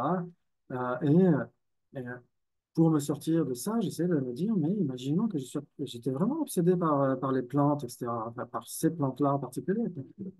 Mais jusqu'à devenir complètement hypnotisé par le fait de les regarder pousser, etc., etc. Ça devenait maladif. Et je me disais, mais si je meurs maintenant, mais toute ma vie va tourner, toute mon univers ne va être que cela. Et quelle perte de liberté on a quand on est bouffé par une obsession, etc., non? C'est incroyable, ça. Incroyable. Mais ça m'a beaucoup aidé, ça m'aide encore beaucoup. Ouais, si on médite sur cette précieuse existence humaine et sur le fait qu'elle ne va pas durer très longtemps, on se détourne de cette obsession par rapport à cette seule existence. Ça, c'est très important. Parce que c'est vrai que dans le Lamrim, parfois dans le grand Lamrim, etc., beaucoup de détails, comment est-ce qu'on développe cette attitude-là, penser au karma, penser à ceci, penser à cela. Mais rien que là, inverser. En fait, c'est deux versets d'une strophe. Ouais. C'est extrêmement utile. Ouais. Se dire, oui, qu'est-ce qui va se passer après si je ne fais pas attention à mon esprit, si je le laisse être bouffé par ces illusions, etc., ces objets d'attachement, etc. Et là, c'est terminé. C'est comme l'image d'une mouche qui prend plaisir à prendre un repas sur un étron. Nous, de l'extérieur, on se dit, ah, mais c'est horrible, mais pour elle, c'est tout son univers. Tout son univers tourne autour d'une crotte. Et si on ne fait pas attention à son esprit, ça risque d'être ça, ça risque d'être ça. Ouais, ça n'est pas venu sans cause pour la mouche. C'est venu du fait qu'elle est morte avec une attitude d'attraction obsessionnelle pour quelque chose. Et ce quelque chose est devenu tout son univers. C'est horrible. C'est horrible. Si on regarde ça de l'extérieur avec un peu de distance, on se dit, mais c'est horrible. Mais le pire, c'est qu'on peut très bien être à sa place. Et on a été à sa place un nombre incalculable de fois. Et ça pourrait très bien être encore le cas si on ne fait rien. Pour transformer son esprit tout de suite maintenant. C'est très important. Ouais. Ouais.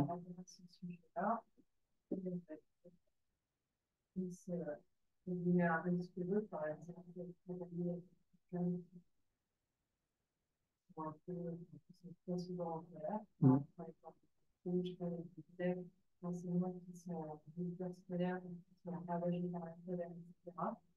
C'est vrai qu'il y a des situations où ils sont très en colère et qui sont très en colère. Donc la question est, est-ce qu'il y a des solutions? Enfin, quelle est la solution par rapport à la méditation sur ces enfants? Est-ce que c'est revenir sur cette situation et puis la méditer? Oui, Et la méditer comment?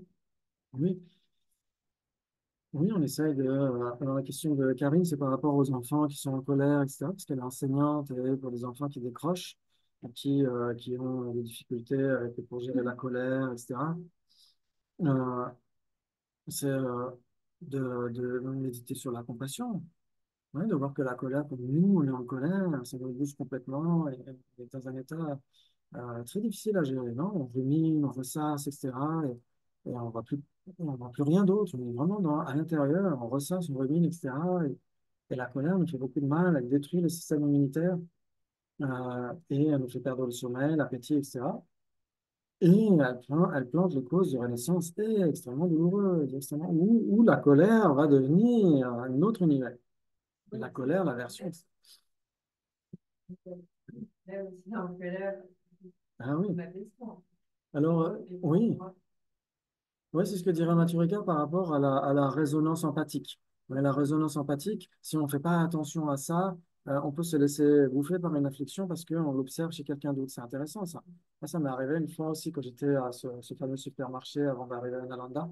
Et je me souviens, c'était vraiment intéressant de voir que quand je suis arrivé, il y avait déjà un collègue qui était super en colère parce que le patron avait dit je sais plus quoi, etc. Et il commence à me raconter le truc, etc. Et puis moi, je commence à me mettre en colère, etc. Et ma matinée était complètement bouffée par la colère. Tout simplement parce que lui était en colère. Et donc, ça, c'est la résonance empathique. Et donc, c'est. Oui. Pardon, Mm. ils peuvent nous intervenir tous les mots. Oui, Alors qu'effectivement, si on mettait un autre, moi, j'arrive pas à le mettre encore. oui. Voilà, vu la question, comment faire pour mettre un autre, je vois que certains collègues, ça Non. leur fait ni chaud ni froid, mais moi, ça me. Ouais, c'est de se dire que déjà, si la colère est là, c'est qu'il y a une souffrance. Il y a une souffrance initiale. Il y a une souffrance initiale et la personne n'arrive pas à gérer sa souffrance. Et donc, la seule possibilité, c'est la colère. Après, c'est pas à prendre à titre personnel. N'importe qui en face de prendra cette insulte, de toute façon. Il prendra son comportement, etc. C'est même pas à prendre à titre personnel. Ça veut dire que, ils ont un sac poubelle à donner et on est la personne qui est là et c'est à nous qui vont la donner, de toute façon. Et donc, ce serait n'importe qui d'autre qui donnerait ce sac poubelle à quelqu'un d'autre. Ouais, c'est à nous de transformer ce sac poubelle en bouquet de fleurs. Parce que c'est pas eux qui vont le faire à notre place. Nous avons cette capacité de le faire, c'est à nous de prendre cette responsabilité. Comment est-ce qu'on peut comprendre ça? Se dire que quand quelqu'un est en colère, même si c'est vis-à-vis de nous, à la rigueur, c'est vis-à-vis d'une image que cette personne a de nous. Voilà, on peint un tableau, un portrait de quelqu'un et on se dit, ah, quel portrait horrible, etc. Alors que c'est nous qui venons de le peindre. Ça n'a rien à voir avec la personne en réalité. Ouais, donc si nous, on se rend compte de ça dans notre situation, ouais, quand on est en colère, quand on est dans l'attachement, etc., où on est en train de fabriquer un portrait en étant persuadé que ce portrait est cette personne-là, on est à côté de la plaque. Et c'est exactement la même chose pour les personnes qui sont en colère à côté de nous. Elles se fabriquent un portrait de nous, et donc en fait, ils sont en colère contre qui? Un portrait factice. C'est pas vis-à-vis de nous, donc c'est pas à prendre à titre personnel. Par contre, la compassion, eux, ils ont énormément de besoin de compassion, de soutien, d'écoute. Parce que la colère, l'injure, etc., elle est là parce qu'ils n'ont pas d'autres moyens de s'exprimer. Ils n'ont pas la liberté, l'espace suffisant. Personne ne leur donne cet espace. Ils ont besoin de cet espace-là. Il faut les écouter. Écouter, c'est déjà la première chose, une écoute active. Ouais, parce que des fois, on entend un truc, on est là, on est déjà en train de chercher la solution, on n'écoute même plus la personne, on est déjà dans d'autres trucs. On dit, ah, je vais lui dire ça ici, et ça, et ça, et ça. Non, une écoute active. Ça, c'est très important. Et en plus, je sais que les petites choses je les considère un peu comme une équipe. À chaque fois, il y a beaucoup de compassion, je suis un peu la maman. Ils me respectent beaucoup, mais il y a quand même des situations où c'est- Mhm. Ouais. Il faut méditer, c'est le seul moyen. On donc, peut pas en imaginant la situation qui met en colère, on se dit, bon, Oui, bah, exactement. Exactement, parce que la méditation, ce n'est rien d'autre que ça, hein. C'est un simulateur de vol. C'est-à-dire qu'on ne va pas tout de suite aller prendre l'avion, etc. On va s'entraîner sur un simulateur. Ouais, la méditation, c'est ça. Sur le coussin, on prend cette situation sans s'investir émotionnellement dedans, hein, sans nécessairement s'investir émotionnellement dedans, mais de prendre ça comme un cas d'école. Se dire, OK, j'ai réagi comme ça. Mais pourquoi? Qu'est-ce qui a résonné en moi? Quel est le mot qui a fait ça? Ou est-ce que c'était une suite de mots? Est-ce que c'était le contexte dans lequel j'étais déjà? Peut-être que j'étais pas déjà, j'étais un peu chafouin ce jour-là, donc il suffit que quelqu'un, hop, tout de suite, me balance un truc et ça y est, je suis plus vulnérable que d'habitude et donc c'est comme ça que ça monte. Ouais. Et donc il faut analyser, analyser et ne pas faire qu'analyser, mais essayer de se focaliser sur une vraie perspective, sur une conclusion. Ouais, se dire, ne serait-ce que se dire que quand on est dans une affliction, quelle qu'elle soit, on se trompe d'objet. On est persuadé que c'est l'objet-là à l'extérieur, alors qu'en fait, c'est juste une pâle imitation de ce reflet. Ça n'a rien à voir de cet objet. Ça n'a rien à voir avec cet objet. Rien que méditer là-dessus. Ouais, se dire que c'est une cognition fausse. Une affliction, n'importe quelle affliction est une cognition fausse. Elle se trompe à côté, elle est complètement à côté de la plaque. Ouais. Si on se dit ça, déjà, on est en distance par rapport à ça. On sait qu'on n'a pas besoin de prendre l'insulte pour nous. On sait très bien que c'est une insulte. Il faut savoir que c'est comme le syndrome de Gilles de la Tourette. Il y a des gens qui ne peuvent pas s'empêcher de prononcer ils ont des pulsions et ils prononcent des insultes, etc., sans même le vouloir. Mais c'est exactement la même chose que quand on est en colère. Quand on est en colère, on n'a pas l'intention de se mettre en colère. On ne veut pas se mettre en colère. Et pourtant, ça vient quand même. Pourquoi? Parce qu'il y a une forme d'insatisfaction, il y a une forme de mécontentement en filigrane dans notre contexte. Et sur la base de ça, la colère peut venir très rapidement. Ouais.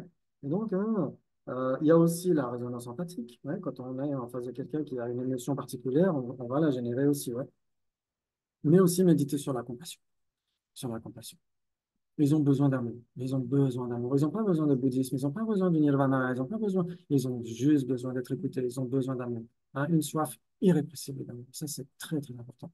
Et plus ça va transparaître dans ta personne, plus ils vont le ressentir et plus ils vont se sentir, ils vont pouvoir discuter, ils vont trouver l'espace de discuter. Parce que parfois, avec les collègues, c'est pareil, quand ils sont en meute, désolé d'employer cette terminologie, mais en meute, ça veut dire ce que ça veut dire. Quand ils sont en meute, c'est encore pire. Ouais, c'est encore pire. Ça veut dire qu'ils ont aussi ces comportements défi. C'est ça, Jean-Paul? Ouais, c'est ça, un comportement défi. Ouais. Parce que justement, Jean-Paul, il a eu un truc important il n'y a pas longtemps par rapport à ça, une formation là-dessus. Et c'est passionnant. C'est passionnant de voir que, en effet, c'est un défi pour la personne qui reçoit ça. Parce qu'en fait, entre les deux, une personne qui a la chance d'avoir le dharma, une vie spirituelle, etc., et eux qui n'ont que la colère et l'insulte, etc., c'est à nous de faire le choix de les porter. Ouais, c'est pas à eux de nous couler, c'est à nous de les soutenir, etc. Avec cette compréhension de se dire, c'est un défi pour moi. C'est un défi pour moi. Ouais, ils ont, eux, leur défi déjà à relever, qui est déjà, c'est une vraie galère pour eux. Mais si en plus on se dit finalement qu'on leur laisse le boulot à faire, dans ce cas-là, ce serait horrible. Donc c'est bien d'avoir cette conviction-là, se dire je dois faire quelque chose pour eux, et ne serait-ce que chercher à les comprendre. Rien que ça. Ça va se ressentir parce que dans le monde humain, il y a les micro-expressions. Ouais. Et les micro-expressions, on arrive des fois, on se dit c'est de l'intuition, mais en fait, c'est pas vraiment de l'intuition. C'est juste qu'on arrive à voir les micro-expressions des gens. Donc, moi, ça m'est déjà arrivé avec des gens parfois où il y a eu un mot, en Alanda ou ailleurs, et, et on voit que la personne nous sourit, et juste après, il y a eu une micro-expression. C'est très, très intéressant de voir ça. Et les jeunes, ils le voient, ça. Et tout le monde le voit. Mais même si c'est un peu inattentif ou c'est pas, comment dire, hein, conscient, exactement, c'est pas formulé, c'est pas verbalisé, on voit comment la personne réagit. Et donc, plus toi, ça va être dans ton cœur, plus tu vas méditer là-dessus, la compassion, la compréhension, à toi de relever ce défi-là, plus ils vont le ressentir et plus ils vont t'adorer et vouloir te parler.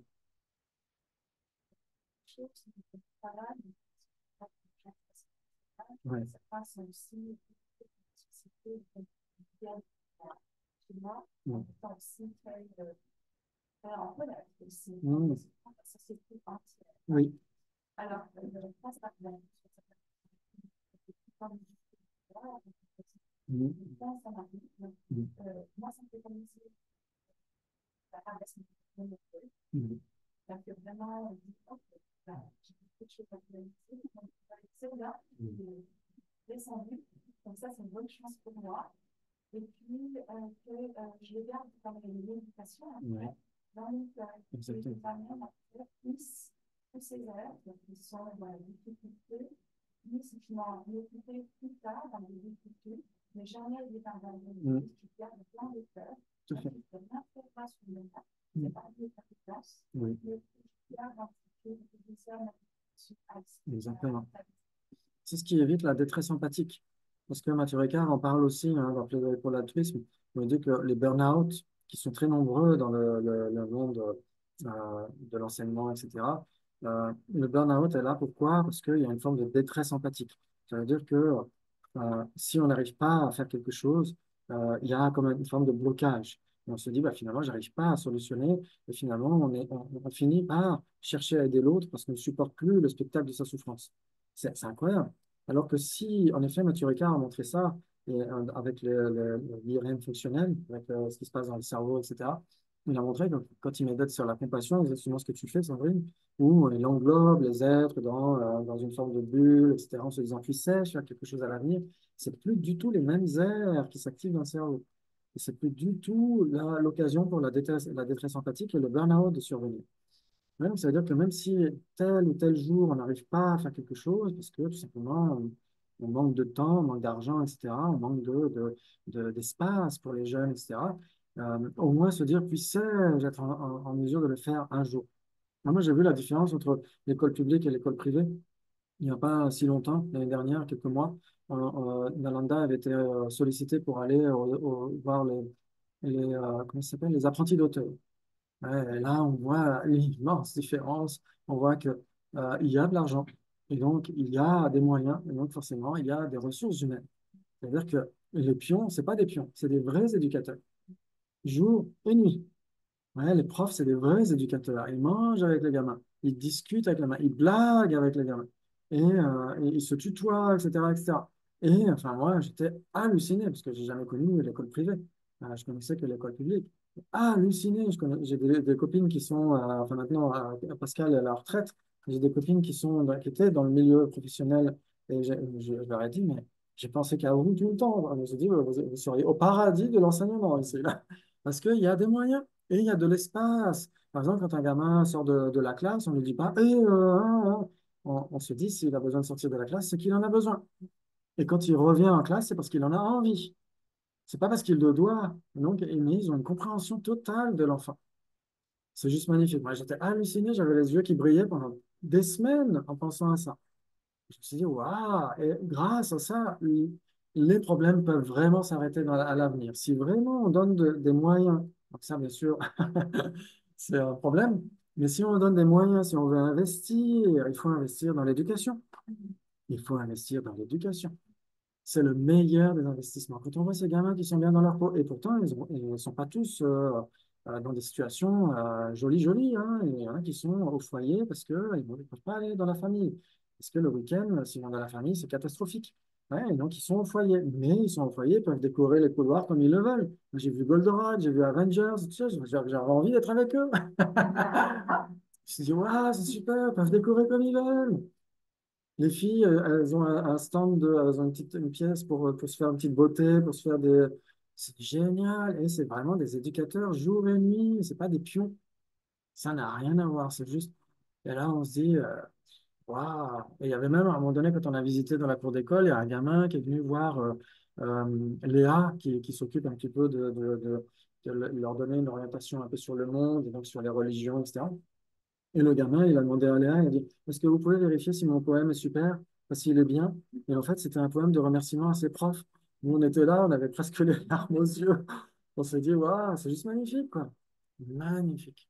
Parce qu'il y a l'espace, il y a les moyens, il y a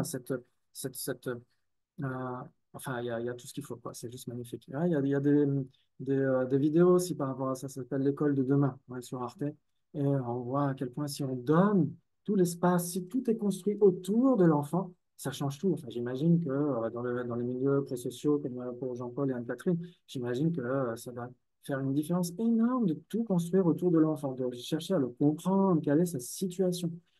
Et nous, on a vu des jeunes mais bien dans leur peau, même ceux qui ont des difficultés à la maison, bien dans leur peau, ouverts sur le monde, qui posaient des questions, mais voilà, on était hallucinés. Moi, je travaille dans cette structure, ma deuxième dans la classe, mes quatre dans ma classe. Moi, j'avais tout le monde pareil. C'est super. Ouais, c'est bien qu'ils en ressortent vraiment à plaisir. Exactement. Et finalement, on était tous. Exactement. Ouais, voilà, peut-être qu'ils arrivent, c'est un peu la question. Oui. Ouais, c'est très important. Ils ont besoin de ça, surtout de ça. Oui, aussi, tout à fait, ouais. C'est la mal des choses. Ouais. Ouais. Et là, finalement, il y a une formation qui est plus en lien avec c'est ça.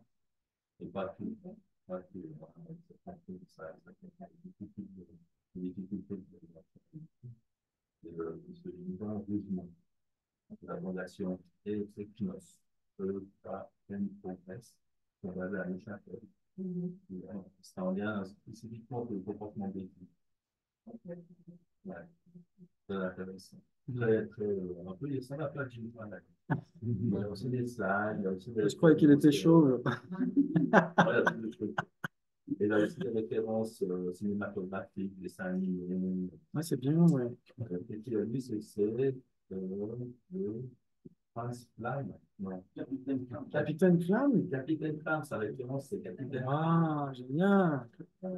Moi, je ne sais pas. Et donc, C'est cette âme de l'enfant aussi. exact, ça, c'est très important. Plus Ouais, en lien avec nous qui travaillons avec les enfants. exactement. Il y a ça, il y a une limite dans le monde. Ça, c'est très important. Comment tu dis? Parce qu'ils n'ont peut-être pas entendu. Yvan Rougemont. Yvan Rougemont. Si ça vous intéresse, c'est Yvan Rougemont de la Fondation Ecnos. S-E-K-N-O-S, En Suisse, hein, ils en ont Suisse, pas le Neuchâtel. à Neuchâtel. Et donc, ça, c'est très important. Oui. Et en effet, comme dit Jean-Paul, de garder son petit prince intérieur, ouais. De relire le petit prince de temps en temps, de garder son petit prince intérieur. Alors, bien sûr, on n'est plus des ados ou des pré-ados, ça, c'est sûr, mais intérieurement, de garder son petit prince intérieur, de savoir s'émerveiller, de savoir d'être curieux de l'autre, d'être curieux de soi aussi, de ce qui se passe à l'intérieur, etc. De se donner de l'amour, de l'affection, etc. Ça, c'est vraiment, on pourrait dire, oui, c'est ce qu'on peut faire au quotidien. Ça, on peut le faire au quotidien. Euh, au- euh, Éliminer les graines des afflictions avec la sagesse directe de la vacuité, ça, un jour, peut-être ça viendra. Mais maintenant, tout de suite, qu'est-ce qu'on fait de son esprit? Comment est-ce qu'on transforme nos attitudes? Là, on peut le faire tout de suite, maintenant, on peut trouver des solutions. Ouais. Ok, c'est un petit peu une conclusion de cette présentation extrêmement abrégée et extrêmement superficielle de la voie vers l'éveil, mais j'espère que ça vous a donné des choses que vous avez déjà entendues et des choses peut-être un peu nouvelles, ouais, parce que, bah, il y a toujours différents niveaux, donc il faut donner un petit peu du croustillant et du fondant un petit peu à tout le monde. Donc, ne vous inquiétez pas s'il y a des choses qui vous dépassent et surtout, essayez de fouiner, d'être curieux, de remettre en question. Exactement comme un enfant qui est à l'école et qui adore ce qu'il est en train de faire. Ouais, c'est important. Et quoi dire de plus? Merci du fond du cœur, merci d'avoir écouté, merci d'avoir échangé, merci d'avoir posé des questions, d'avoir participer. Merci à Jean-Paul, merci au Centre Gamil Doupa, merci à vous tous. C'était un immense plaisir de réviser avec vous, d'apprendre avec vous, grâce à vous. Donc, je suis le premier servi, donc c'est à moi de vous remercier.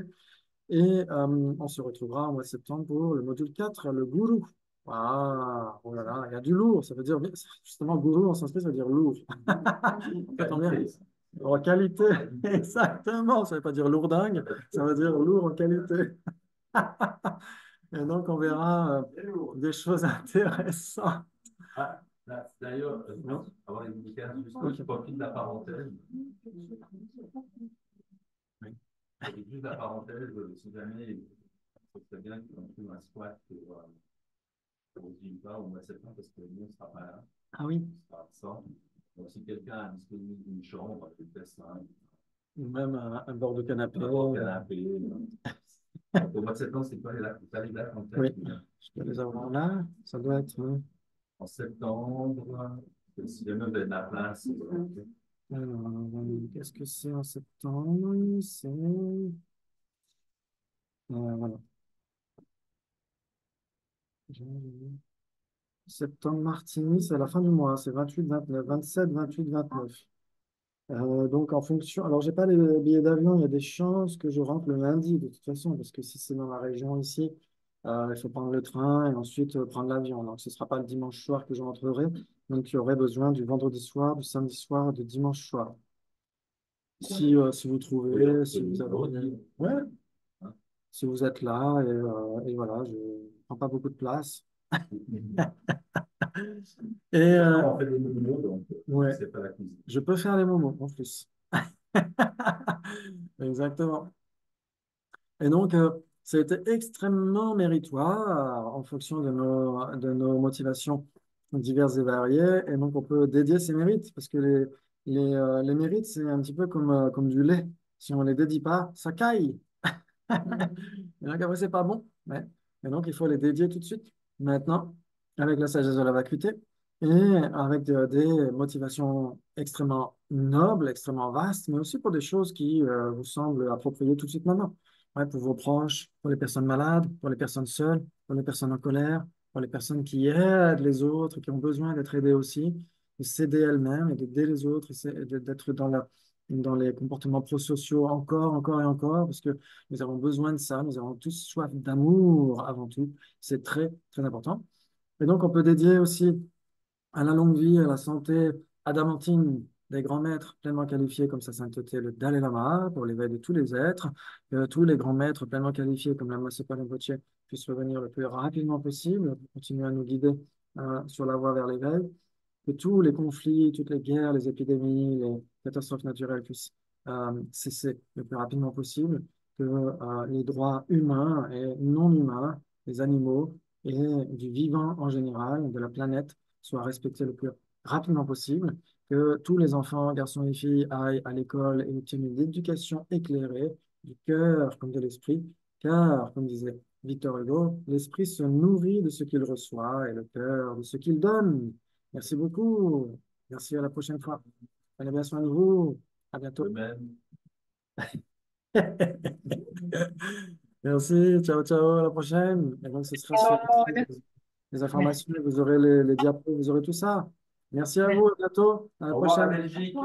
Bientôt. Au revoir. Prenez soin de vous. Merci, Et ciao. la France, hein, regardez. Et Mariette en France.